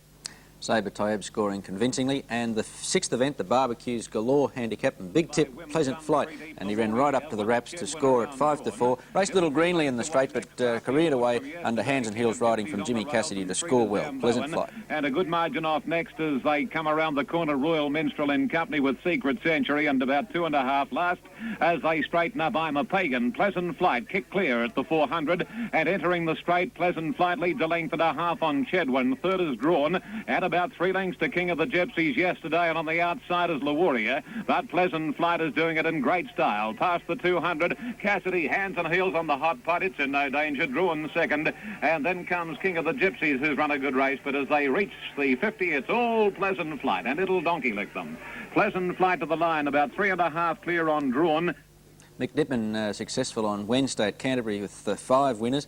He was out of luck until the 7th event at Rosehill yesterday, but here he is on Manuan, heavily back to start 7-4. Manuan in the dark blue colours, just behind the speed, and Dittman really lets him know he's got the whip after they straighten, and he careered away to defeat Real Dream. At the 500, almost 3 in line. On the inside, Sprightly Night just shading Tandrio the middle, and Real Dream makes a line of 3. Manuan coming into the picture now, pulling 4 and 5 deep as Dittman on the favourite, and he's responding at the 300 metres. Real Dream and Sprightly Night being taken on by Manuan. 2 lengths to claim the quest, and then comes Wholesale Boom, but Manuan raced up and headed off Real Dream and Sprightly Night, and the favourite's a mile too good. Manuan streaking clear with every bound. Real Dream second, Wholesale Boom gets home for third, but Manuan wins brilliantly. Vari's Ace surprisingly drifted in the market, 3s out to 6s, but you wouldn't know about it the way the race was run. He went straight to the lead, never seriously threatened in the straight. In fact, he increases his advantage from the 200 metres to score by 3 lengths from She's a Rocket, and So Different to fair third. This particular stage is being hard ridden, and as they straighten up at the ledger, it's Vari's Ace, 3 lengths on My Mate Zero. Here's So Different coming into the picture, followed by Roy Orm, and then on the outside, Goldfield from She's a Rocket, but they've still got to catch Vari's Ace, and Vari's Ace, the way it's going, they won't catch it in the wide, wide world. Vari's Ace full of running, well clear of She's a Rocket, and then comes So Different, and Vari's Ace much too good. Very easy victory there to Vari's Ace. The TAB information from Rosehill yesterday, and Gotcha. There we are, Bart, it's there. I had one up the sleeve anyway. I had it written down. 4 and 2, the double numbers, $12.40, and the treble 5, 4 and 2, $329.80, and the extra double from Rose Hill 7 and 4, paid $24.10. But crashed in the opening event. The favourite Token Gesture at 6 to 4 was comfortably beaten by the second pick, Blazing Effigy. Blazing Effigy just behind the speed coming to the turn, hit the lead about the 250 and came away to score by 3 lengths. Brookwillow makes up some ground to get third. Brookwillow, King's Message and 3 Chicago Red, well back in the field, Good Old Days, and last of all Forward Drive. They straightened up, Token Gesture straightened up about a length in front, Blazing Effigy getting off the fence, then came the Empress Suit who was skittled there, and about 4 lengths Brookwillow. Blazing Effigy got to Token Gesture at the 200 metre mark and took the lead. Then the Empress Suit followed further back by Brookwillow, but the top weight's coming away. Blazing Effigy is too good for Token Gesture. Brookwillow running on well, but Blazing Effigy wins the first, about 2.5 to Token Gesture. 2 lengths away, third in the race on the outside, Brookwillow. Craig Dinn successful there on Blazing Effigy, and it was Dinn again in the second event to score on Musical Sculptor in the white colours under Hands and Heels riding. Comes away to score by a length and a quarter from Century Waltz, and Torville running on for third. The home turn, Roman High shifting ground a little. Century Waltz went for the run and got it right up on the inside. Century Waltz and raced through to go to the front, turning for home and kicked away. In second placing on the outside, wide out as Musical Sculptor, then Lucinda Lace, Larchiato, then further back in the field, Blarney Bell. Century Waltz in front of the 200, but Musical Sculptor raced up on the outside to grab it. Musical Sculptor got to Century Waltz and they're fighting it out again from further back. Torville, Musical Sculptor takes the lead from Century Waltz, and Musical Sculptor's coming on to win by a length and a half. Century Waltz, a length away, Torville has run third, then Queensland. Young Dinn's been in outstanding form in recent months, and he made it 3 out of 3 in the opening events at Caulfield when he scored on Quite. The filly in the red colours at this stage running forth. You'll notice her sweep up, and under Hands and Heels riding she comes right away. Remarkable struggling. Quite now pulled to the outside and further back then Crystal Springs, who was pushed wide, and back behind them Digger's Lass. Quite is out after the leader Placid Time when they turn. Quite quickly raced up to Placid Time when they came into the straight. They're a couple in front of Crystal Springs, Mockapan, and then Digger's Lass struggling, but Quite raced to the front of the 200 metre mark. Got a couple of lengths in front of Crystal Springs. Then Digger's Lass to the outside from Placid Time, but Quite is careering right away. And the favourite Quiet drawing away for an easy win. She's too good. And Quiet eased up by 3.5 lengths to Crystal Springs. A neck third on the outside is Digger's Lass, and then Quite winning by a big margin and with something in hand there. Fourth event, the Harvey Picken Handicap, and it went to Autumn Splendour. Packed field coming to the home turn. Autumn Splendour runs on strongly in the breastplate to defeat Dainty Decree, and Plush Princess runs on very powerfully late. Comarina got back to last and second last, Plush Princess. 500 to go. Still a great race for the lead. Miss Marcher on the outside of Revoir, just had his head in front. Priam's Lass gone up 3 deep, pulled to the outside, Dainty Decree. Smart Little Lady has got a fair way back when they straighten, and well back still as Plush Princess. Running down 250 out, Miss Marcher just in front now. Dainty Decree raced up to tackle it. Here's Autumn Splendour starting to finish quickly, followed by Plush Princess, but it's Dainty Decree getting its head in front of Miss Marcher. Autumn Splendour grabs them. Autumn Splendour going home, Berta, and Autumn Splendor's got up to win. A neck on the line to Dainty Decree, and Plush Princess flew home. I think Plush Princess on a little bit bigger track than Caulfield should be very hard to beat next run. They were the first 4 from Caulfield yesterday. We'll take a break and come back and look at the remainder of the program. Meeting yesterday, and the 3-year-old County was regarded as a certainty in this event, sent out at 9 to 4 on, but it was 9-year-old Mr Magic who really put it to County all the way, and he drew away to score convincingly in the straight. Regal Lord battled on for third. And then Prime Walk, and Wellback was Clip Boss, Obliging Miss. Wellback, Rannington, Bright Judge, Lennox Street and Record, it's mine.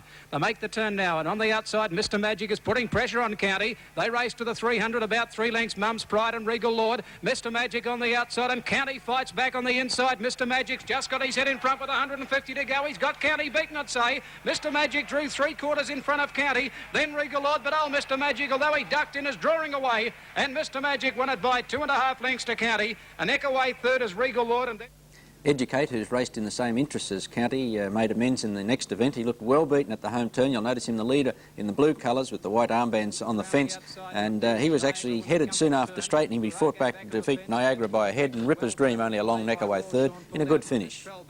On the bend, they race with about 500 metres to go. Niagara, Ripper's Dream have gone up to tackle Educate.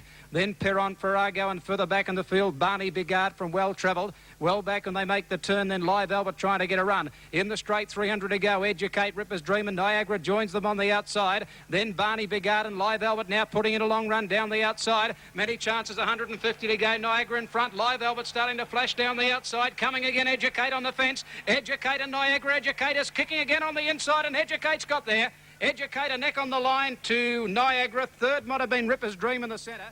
Many chances at the 100 metres out, but Educate kicking back on the inside to score. Seventh event, the Rogilla Handicap went to Niako Fair, who was heavily back to start 9-4. Woking looked long odds on 200 metres out, but he got very tired. Niako Fair ran on strongly. Niako Fair from a long way back from Kinzan, and they look to be the best chances, but Woking's nicely clear. On the turn, it's Woking breaking away a couple of lengths to a resolute second from Rich Brother. Then further back, Niako Fair, but in the straight, Woking about 2 or 3 in front. Irresolute starting to peck it back from Rich Brother, and then Niako Fair. At the 200, though, Woking about 3 lengths in front of Niako Fair and Irresolute. It's Woking the leader. Niako Fair coming after him very quickly down the outside. He's swamping them. Woking just in front. Niako Fair's grabbed him, though, and Niako Fair got up to win a half length to Woking. 3 lengths away. Third in the race is Irresolute.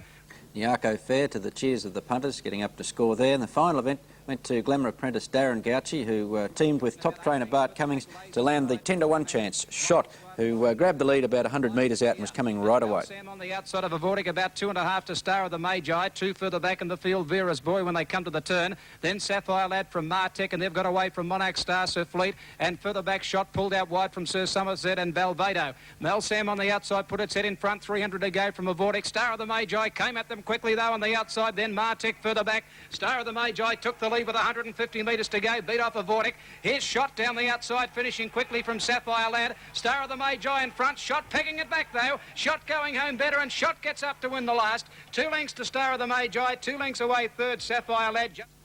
Shots and Darren Gauchi at 10-1 in the final event. Now the TAB information from Caulfield, and the double numbers 1 and 2, $46.20, treble 9, 1 and 2, $481.20, and the Caulfield extra double 7 and 4, and the dividend $70.20.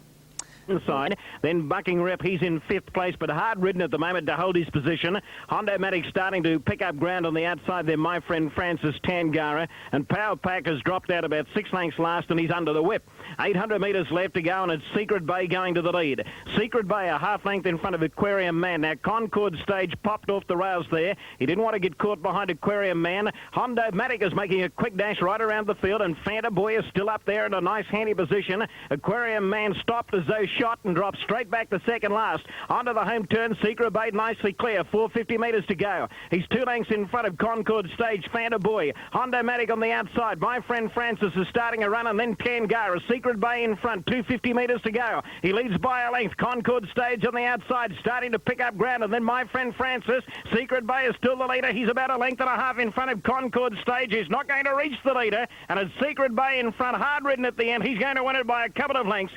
Secret Bay first, Concord Stage second, My Friend Francis third. Then Smart performance that by Secret Bay, and I'm sure he's going to score again in open class. Third event was the 4X Light graduation, one for the bookies here with Avadana, who was also nicely ridden by Darren Rewald. Quietly ridden yesterday. Avadana's been ridden for speed at a past couple of starts, but settled just behind the pacemakers yesterday, and she came to the line generously to defeat Champagne Kate, who was the leader. Champagne Kate, drawn the inside, is actually in front there, and Call Me Cathy makes up plenty of ground late. I think she's one to follow. Very fast, in fact, she's running to the lead.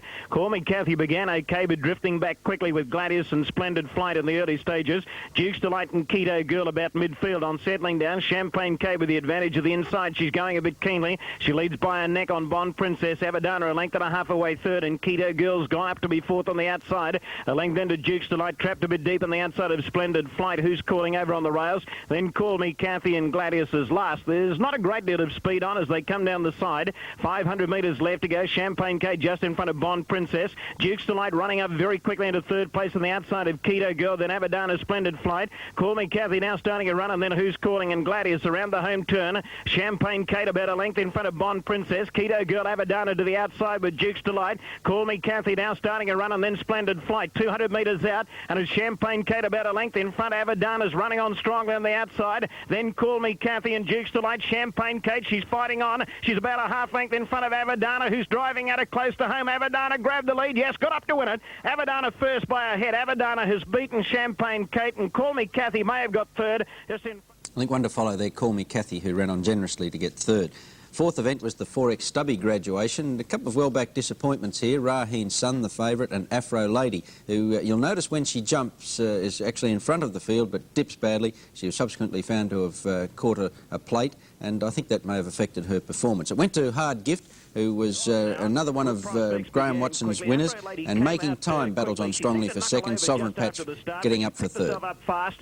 She's racing over the face of the field now, going to the lead. Rich Duke settling second, Good Prospects third, and there's Hard Gift and Life's Ambition showing speed on the outside. Making Time next on the inside of Sovereign Patch, and then Raheen's Son, Principal Boy, and Commerce last of all. Hard Gift has gone to the lead. Hard Gift in the centre leads by a neck on Afro Lady. They've got about 8.50 to go. Life's Ambition a length and a half away third. Then Good Prospects on the inside of Rich Duke, then Making Time. Sovereign Patch next on the outside. Raheen's Son second last on the inside. He just ran up onto the heels of Making Time there, and he had to check him. Principal Boy starting around on the outside, and then Comma down the side. Hard Gift in front, 600 metres to go. Leads by a neck. Afro Lady second, a length and a half away third. Life's Ambition. Good Prospects fourth on the inside, followed by Rich Duke. Sovereign Patch hard ridden at the moment. Principal Boy on the outside. Making Time awkwardly placed back behind a wall of horses. Raheen's Son behind a wall of horses as well, and then Comma into the straight now. 350 metres left to go. Hard Gift just in front of Afro Lady. Good Prospects running on fairly well. Rich Duke, Raheen's Son now pulled to the outside, starting a run, and then Sovereign Patch. Hard Gift in front. Making Time's getting a split near the inside. He's finishing quickly now. Hard Gift just in front. Making Time's coming at him close to home. Hard Gift and Making Time. Hard Gift just in front. They hit the line.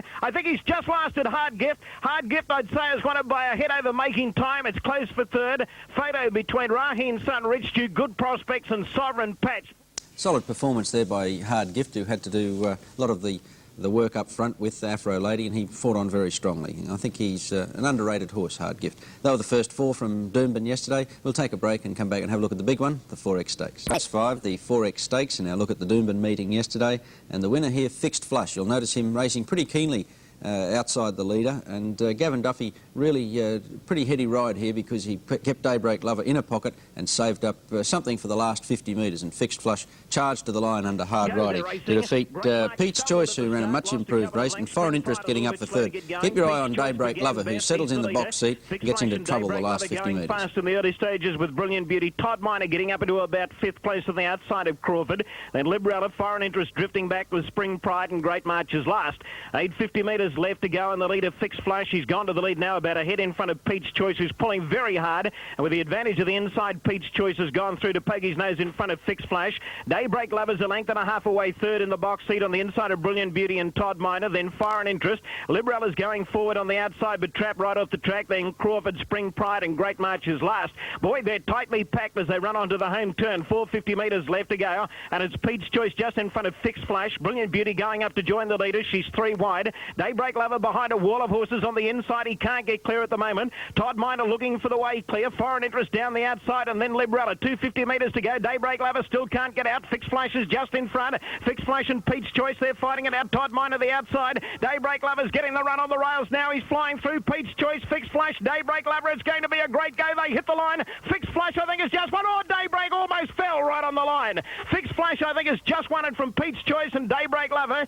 Foreign Interest, Crawford just behind them. Then exciting finish there to the 4X Stakes. We'll show you now the slow motion. You'll notice Daybreak Lover gets up on the inside of the leaders, Pete's Choice and Fixed Flush. Now, this is just after they passed the 200, and the run appears on the inside of Pete's Choice. Cook angling for that run. Pete's Choice in the blue in front. Fixed Flush now. Duffy goes for the whip. He'd kept Daybreak Lover in a perfect pocket up to this stage, and you'll notice Duffy keeps a very, very close watch on Daybreak Lover. Very clever ride. This Daybreak Lover almost through. Michael Kerr on Pete's Choice is holding his ground legitimately, and watch Duffy now gives Fixed Flush 2 or 3 hard cracks with the whip, and this just really told in the last 50 metres. It's Foreign Interest out deep on the track, getting up for third, and you'll notice Daybreak Lover right there really got into trouble. Graham Cook felt he was going to win. I don't know that I would agree with that, but certainly Daybreak Lover would have made it very interesting. Cook's a great judge, so you have to respect his opinion, and he thought Daybreak Lover was going to score.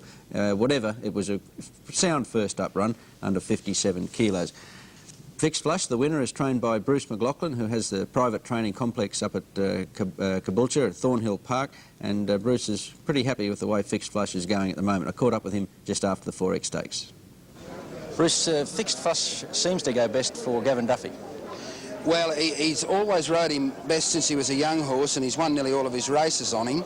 Definitely has got a bit of a knack with the horse, but yeah, he seems to race better for Gavin than anyone else. Were you worried when he was fired up racing outside the leader today? Well, I think the way the race was run, the other horse probably would have liked to have settled, but it wouldn't settle either, and then he was fired up a bit keen. He done it the hard way. You can't take anything off him, but if the other one had a run along, he might have got in behind it, but as it was, I was a little bit concerned, yes. His next run will be in the 1350 metres, the second leg? Yes, if he does well on that, we'll run him in the next leg of the Triple Crown. Well, you've moved to Thornhill Park, and the horses are racing very well. This horse, Fixed Flush, seems to be more relaxed now. He's a prime example of how much they can improve up there. You see, he doesn't pull on the tracks up there. With different tracks we work him on, he's more relaxed and settled, and I think that he's improved immensely since he's had the facilities up there. And how many do you have in work now at Thornhill Park? About 48, Bart. And the training track's going well? Oh, yeah, it's tremendous. Yeah, really good. Well, good luck with Fixed Flush in the other legs of the Triple Crown. Thanks, Bart. Bruce McLaughlin there, the trainer of Fixed Flush, and he's done a grand job with this sprinter who raced in Melbourne over the Spring Carnival. And Graham Cook, who rode Daybreak Lover, that was his last Brisbane ride before he heads to Singapore to take up a contract in 1985. It was a little bit disappointing to go out on that note, and Cookie really felt that Daybreak Lover would have won. I caught up with him also just after the 4X stakes. Daybreak Lover going to win when he struck that trouble. Oh, yes, but the run come at the right time, and he exploded in there, and I just ran out of room. He just running straight into the fence. Well, he did cannon into the fence very hard. At one stage it looked as though he almost could have come down. Yes, he buckled the fence inside him. Well, everything went sweetly until about the 200 metres. When did that run first come on the inside of Pete's Choice? Well, the run first started to appear just on 200 metres, but it was always going to get larger because Pete's Choice was running off the track.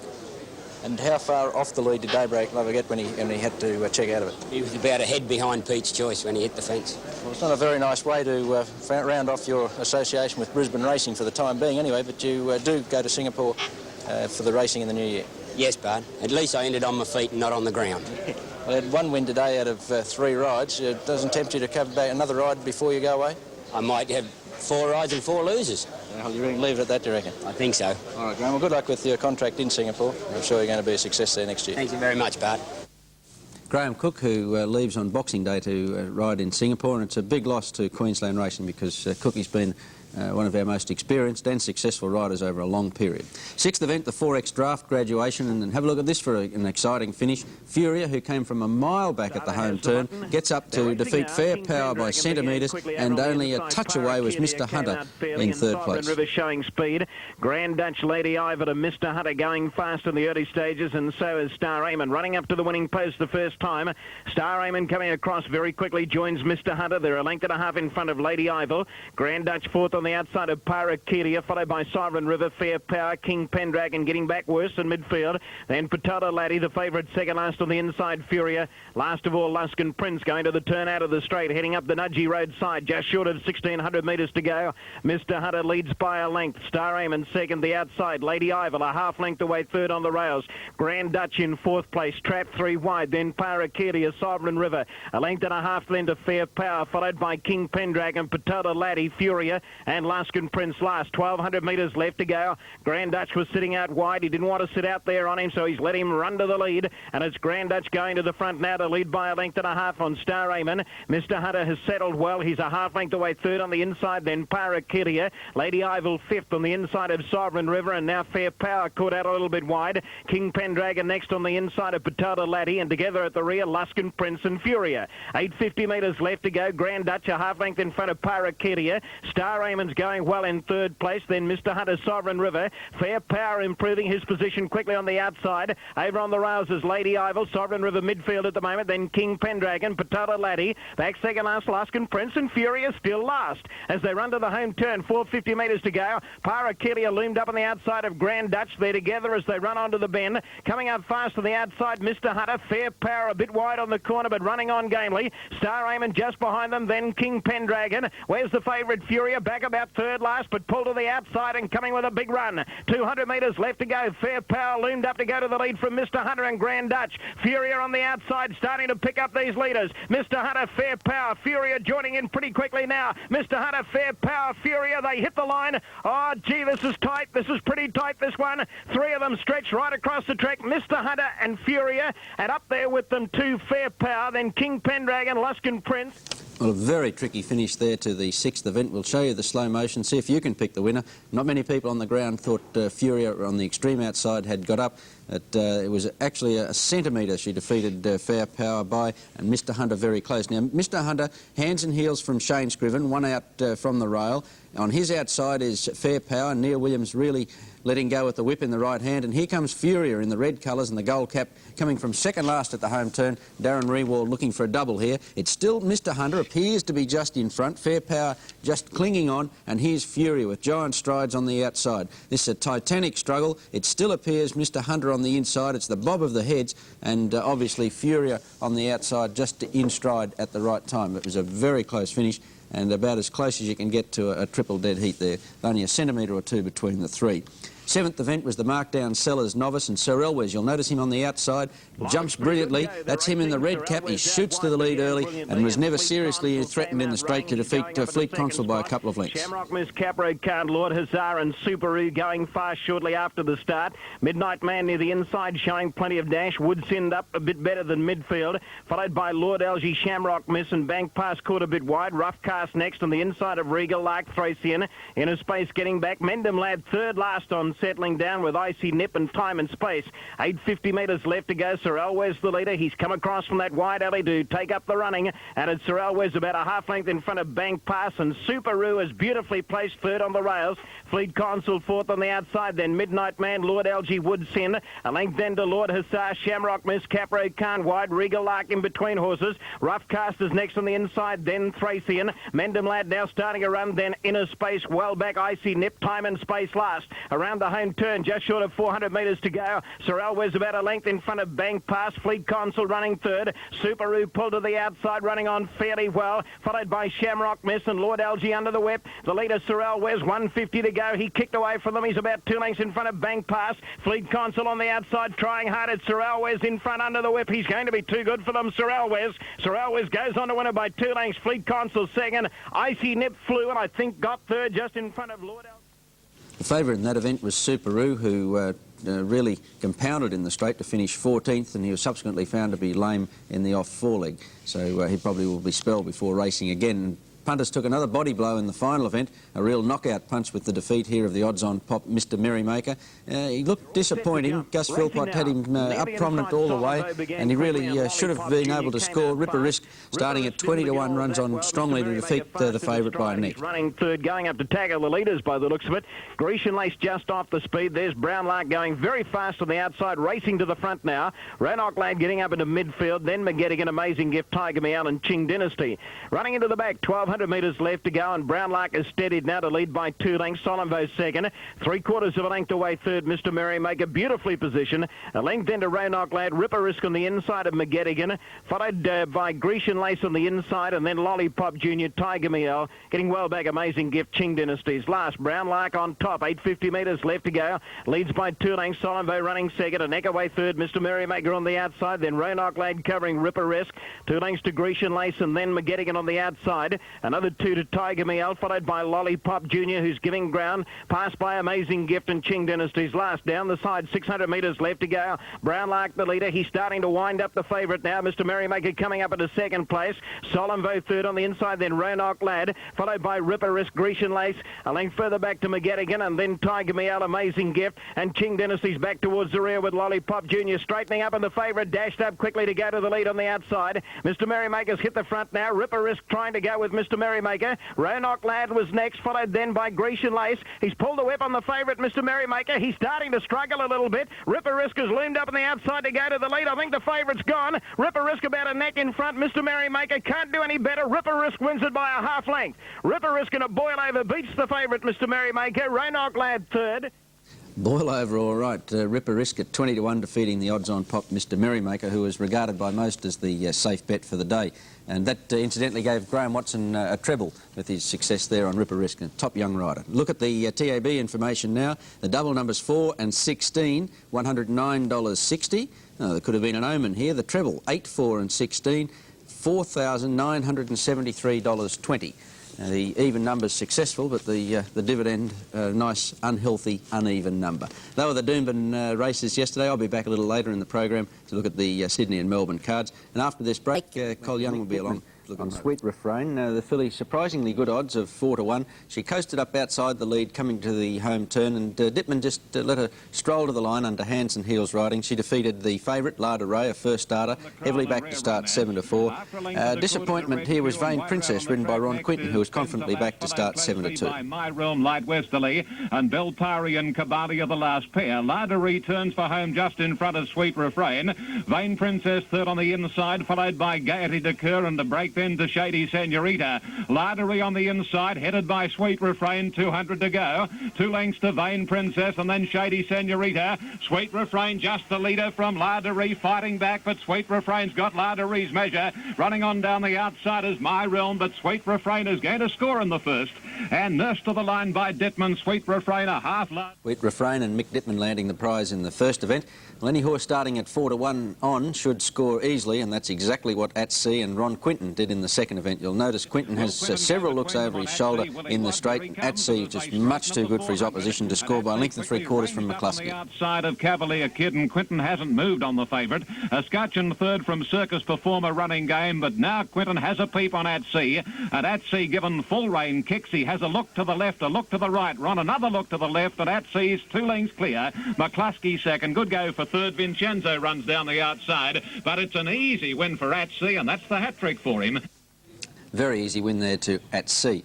The third event went to Whiskey Kingdom, another first starter at 8 to 1. And this is a pretty good ride by Peter Cook. Whiskey Kingdom inclined to race erratically in the straight to defeat their favourite, Grand Nisku. Golden Lou in second position, Whiskey Kingdom hanging. Here's Grand Nisku coming after Golden Lou, followed by Dawson over on the outside, and then Prince Invader at the 300 metres. Grand Nisku almost level now with Golden Lou. Whiskey Kingdom getting balanced again. Forget Dawson over, then Wimsun. Whiskey Kingdom and Grand Nisku lead from Wimsun on the outside. It's Whiskey Kingdom ahead in front from Grand Nisku, and drawing clear now, and to the line goes Whiskey Kingdom to win. I think a lesser rider could have been beaten there on Whiskey Kingdom. Cook maintaining his cool, just keeping the colt going hands and heels. Fourth event, Zephyr Ace, and this is another very smart galloper, ridden right out to score by 3.5 lengths, but it was an impressive performance to defeat Paris Beau. Zephyr Ace is starting to come into the picture. He's starting to motor home now. Zephyr Ace, he races to John Dye, who got the better of Vanbrugh, and Zephyr Ace's Compton goes for the whip, draws a length on John Dye. Paris Beau moving into third position, and then comes Vanbrugh, followed by Max Treasure, but Zephyr Ace, he's an outstanding galloper in the making, this bloke, and he's putting play to his rivals very easily. Zephyr Ace on the line, wins at about 4. The Christmas Cup was next. It was no bonanza for punters, with the shunned Beltola scoring here at 6 to 1. Neglected in the betting, but scores well from Kiwi Compass and Miss Clicko, who makes up ground late. Third, 2 lengths Don Bosco, 1 Tea Biscuit. Behind those next, Kiwi Compass, Miss Clicko third last, followed by the Cobb and last Arriva Khan. Around the corner in the Christmas Cup, and Beau Trelay in front, a length and a half on Beltola. Third position, Kiwi Compass over Calaboose, and then Don Bosco. Miss Clicko trying to weave clear, but still 6 from the lead, and the big chestnut Beltola now dashes to the lead. Inside the 200, Beltola in front, Kiwi Compass after him. Miss Clicko not finishing quickly enough, Beau Trelay stopping, but it's Beltola in front. Kiwi Compass on the outside, battling on, but to no avail, and to the line goes Beltola to win the Christmas. Beltola just out-plugging Kiwi Compass to score in the Christmas Cup. Sixth event went to Wage Freeze, and punters staged a demonstration, and stewards quizzed connections after this improved effort by Wage Freeze to defeat Spanion, the Queenslander, by a short half head. It's being vigorously ridden, and then comes Mogarica, Noble Connection, the boy on it, B. Grant, throwing everything at him as they swing around the corner. Noble Connection back 10 lengths from Lubid. Into the straight past the 400 metres. Lubid leads 2 lengths on Flying Nugget, the first after him. Spanion third, Wage Freeze Freeze on the outside, joining in, and Noble Connection second last. At the 200 metres, Luba Testry, Flying Nugget and Spanny race past him with Wage Freeze. Flying Nugget, Spanny and Wage Freeze, 3 in line. Spanny in the middle. On the outside, Wage Freeze, forget Flying Nugget, Wage Freeze and Spanny into the line. Wage Freeze by a nose. Nice ride by Ron Quinton to score there on Wage Freeze, and only centimetres in front of the Queenslander Spanion, who looks certain to pay his way in Sydney. 7th event went to King's Promise, who makes up a ton of ground in the straight, heavily back to start 5-2, and defeats Mardek comfortably at the finish. Bay, followed by Crosby and Riverfront, and King's Promise still spotting them. A fair start, sprightly balanced down the outer. At the 300 metres, Drum Rum in front from Mardek challenging. On the outside, Crosby coming into it, followed then by Riverfront, and King's Promise behind those horses, followed then by Tennis Lad. King's Promise is weaving clear now. He's bullocking his way through. He's gobbling them up. He's racing away. And King's Promise wins the money from either Mardek or... Impressive performance there by King's Promise. The final event went to Guineas, who led throughout. At one stage, just after they straightened, it appeared as though several runners were going to swamp him, but he really kicks away from the 200 metres and bolts in from Reuters News and Sir Centurion. Follow Kuala Bay forward as they commence the swing for home. Guineas coming back to them. Kuala Bay a length second, Canada third, then Bungabi. Sir Centurion looking for the run through from the Alchemist and Reuters News on the outer. By golly, Guineas fighting on. He gets his second wind and 150 to go. It's Guineas a length and a half, and at the moment holding his rivals. Reuters News picking up the bit, but all too late, and Guineas going to be untroubled, and Guineas to the line about 3 lengths to Reuters News. They were the 8 events from Rose Hill yesterday. Now to look at the TAB information, the doubles and trebles. Firstly, the double, 9 and 8, paid $35 neat. The treble combination, 5, 9 and 8, paid $49 even. And the extra double from Rose Hill, 5 and 7, paid $67.50. A good dividend there. That was the Rose Hill meeting yesterday. We'll take a break and come back and have a look at the Moonee Valley card from Melbourne.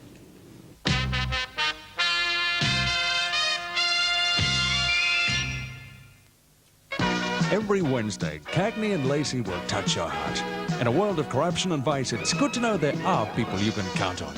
Mary Beth Lacey is wife and mother. Chris Cagney plays the field. These are the lives of 2 police officers, 2 women, Cagney and Lacey. The award-winning series, Wednesday, 8:30 on 7. High C, the taste is T.O.P. T.O.P. High C, refreshes naturally. The taste is #1. And it's full of summer fun. It's T.O.P.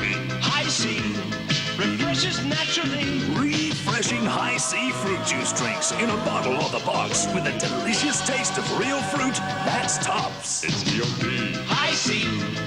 High C is tops. Oh, This environment was designed in response to the demands of the 80s and beyond. Robina is a fully self-contained community planned to feature waterways and lakes 5 kilometers from Surfers Paradise. It will have its own shops, school, community and business centers, and a golf course close by. Brisbane is a 75-minute drive away. House and land packages are now available at Robina. We call it the perfect place to live. You'll call it home. And welcome back to Channel 7 Sports Scene. Time now to draw the Dunlop competition from last week, and the 2 winners we're looking for were the winners of the Australian Open men's and women's singles finals. Of course, they were Chrissy Everett-Lloyd and Mats Wilander, both Australian Open champions for 1984. The barrel absolutely chock-a-block again this week, right down to the bottom to see if we can find a winner.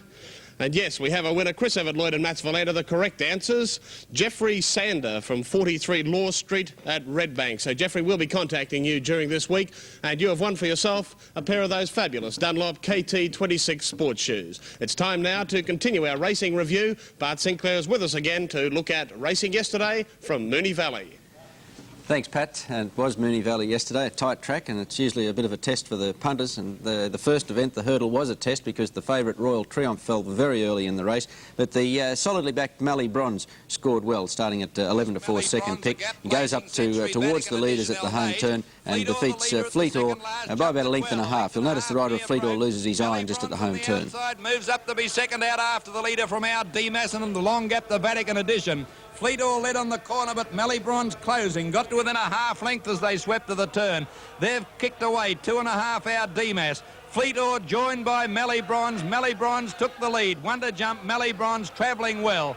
drew a half length in front of Fleetor, clear of our DMAS. Here's the last. Mellybronze over it safely, and Mellybronze goes on to win the hurdle race by about 3 parts of a length or a length now to Fleetor. Great battle for third. Our DMAS just got it from near... Bronze scoring decisively in the first event, the hurdle. Second event, the Piccaninny Handicap, went to the Colin Hayes trained I'm Still Standing, who was the leader at the home turn, kicked away just on the point of the turn and scored decisively from Flash Shot. Lady and 2 to French Friend. Up by the 400, I'm Still Standing, got the better of Isora, drew a length in front, length and a half now. El Rello ran into the back of Isora, got flattened. Pugnacity's coming around them out wide, but I'm Still Standing's got a big break. Straightened up 2.5 lengths in front of Pugnacity. They're followed further back then by Varuska. But here's Colin Hayes, 3,998. I'm Still Standing, well clear. Flash Shot's rattling home. But I'm Still Standing goes on to win by 2 lengths. Flash Shot got up for second. Pugnacity third. Fourth in the race, Velour late. A sensation in the third event with a 2-horse fall at the 800 metres. Good Landy and Dominant Blood both coming down. And the winner, Braquillo's in front in the lime colours. We'll show you the slow-mo of that fall again in a minute. At least come over the top of him, Dominant Blood. And as they come up by the 600 now, it's Braquillo on the inside, just the leader from Craigie Ladd. There's only 4 left in it, actually. Avon Run, and coming around them, Royal Riot, and they're 30 lengths in front of the others. As they come up to the turn into the straight now, and Super Hit went up to join Braquillo and Craigie Ladd with Royal Riot the outside, but Braquillo's still going well. Avon Fun going for the run on the fence. It's Braquillo just in front. The boys sitting on it. Super Hit is still there. A length and a half Avon Fun, followed by Craigie Ladd. Braquillo in front. Super Hit on the outside, about a half length behind. Braquillo holding it at bay, veering off the track, still 3 parts in front and drawing away, and Braquillo is going on to win. Scores by about a length to Super Hit. A neck away Avon Fun third, and then... Braquillo racing a little erratically in the straight, but never seriously threatened to score. And we'll show you now the slow motion of that fall at the 800 metres. It looked pretty bad. You'll notice Good Landy come down first and Dominant Blood over the top, and stewards have adjourned an inquiry into this. You'll see Good Landy go down and then Dominant Blood crashes over him, and it was quite a miracle that both riders escaped serious injury. But it's going to be interesting to see what does arise out of that steward's inquiry. Fourth event, the Gladstone Park Handicap over 2,600 metres, and Harry White, who's renowned as a great rider over long distance, certainly excelled here to score on Centra Bricius, who was heavily backed to start 7-2. That's him in the blue colours going up into third place between runners at this stage. At the 400, only a neck in front of Gun Hill, which won't give in. Centra Bricius coming to the outside, running on very well now. Then came Ben Brook, and here's Beau Charade with a good run from Peter Van, but Centra Bricius is cantering. Went up to Jamaica in on the corner. They turned 3 lengths to Beau Charade. Centra Bricius, the boy, having a look around, immediately booted it to the lead, and Centra Bricius starting to put a space in them now. Races away 4 or 5 lengths in front. Centra Bricius wins by about 4 lengths. Second placing will go to Beau Charade. Jamaica in, well, it had no rest. It's run third then. The fifth event went to Educate, giving him 2 wins in 8 days. He's still on the market, around about the $50,000 price tag on Educate. He looked well beaten coming to the home turn. On the inside in the blue colours, he was well headed by Netcall, but fights back strongly under hard riding by Wayne Fuller. Netcall went to the lead at the 400, a half to Educate, who won't give in. Third placing to Ripper's Dream, Never Late struggling, then a Resolute with a good run. Bin Binger's not in the race. Popper Street is next, and then Niagara. Netcall led on the turn, a neck to Educate, coming back to join him on the fence. Then came Ripper's Dream. Educate drew level with Netcall and took the lead in the straight from Ripper's Dream third. Educate ahead in front of Netcall, who can't go on with it. Ripper's Dream the danger, but Educate's coming away near the line, and Educate comes away to a good win. Scores by a length to Ripper's Dream, ahead to Netcall third, fourth. Sixth event, the Ascot Handicap, went to Holy Flame, starting at 9-2, defeating Prince Remo and Wanderer's Dream. Holy Flame in front. The jockey lost the cap during the race. He looks in some trouble here, but fights on to score by 3 lengths. Gone up to be fourth. Narako dropping out from Pride and Air. Joe's the judge, and Kratos on the corner. Holy Flame still the one to beat. He's about a length in front here from Admiral Boy, hard ridden. Prince Remo trying to bullock through on the inside of Wanderer's Dream, trying to keep him in, and they're clear of Narako. But Holy Flame shot away on the corner, led 2 lengths into the straight from Prince Remo and Wanderer's Dream. Admiral Boy's gone. Holy Flame clear. Prince Remo still can't get off the rails, but Holy Flame's going to bolt in, drawing away now, and Holy Flame goes on to win by 3 lengths. Prince Remo second, a neck away third, Wanderer's Dream about 4 lengths. Race 7 was the Savoy Handicap, and one for the bookies here with Golden Revenue scoring at 66 to 1. This is a pretty good performance. Golden Revenue very wide at the home turn and runs on too strongly for Grecian Pearl and Fast Look, who had a great battle in the straight. Golden Revenue wide, Grecian Pearl, the rails out, Tootsie getting out of it with Silky Rim and pulled out very wide but a long way back El Sari on the corner, and here Fast Look took the lead. Who's the fairest look gone? Grecian Pearl getting out, looking a big threat now, coming after Fast Look. Fast Look the leader into the straight when they settle down for the run home. Grecian Pearl's grabbed it on the outside. Fast Look and Grecian Pearl fighting it out. Grecian Pearl's taken a narrow lead. Golden Revenue coming at the pair of them. It might beat them all. Golden Revenue hit the front on the line, and Golden Revenue, the bolder of the fields, got up the win.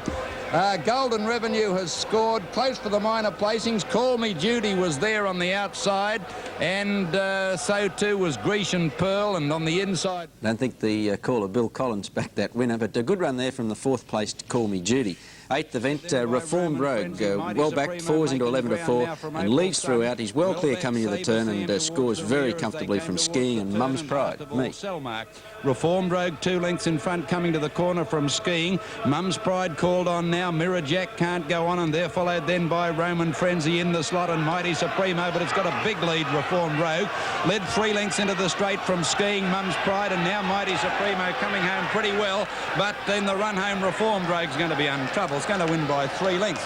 Skiing on the inside second, Mum's Pride third, 4th Mighty Supremo. No prizes for guessing who that winner was named after, Reformed Rogue? Pat Welsh, of course. A look now at the TAB information from Moonee Valley. 5 and 13, the double, $782.40, and the treble, 2, 5 and 13, $9,633.30, and the extra double from Moonee Valley, 2 and 4, $38.20.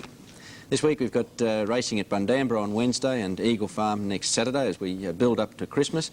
And if there's a little bit of absenteeism at your work in the middle of this week, you'll know why, because the Noosa Pro-Am's on Tuesday and Wednesday, and there's going to be a lot of people heading up to Noosa. Naturally, I won't be there. I'll be nose to the grindstone as usual, but Pat's going to try and slip away. Pat will be back just after this break to give you all the news on that Noosa Pro-Am.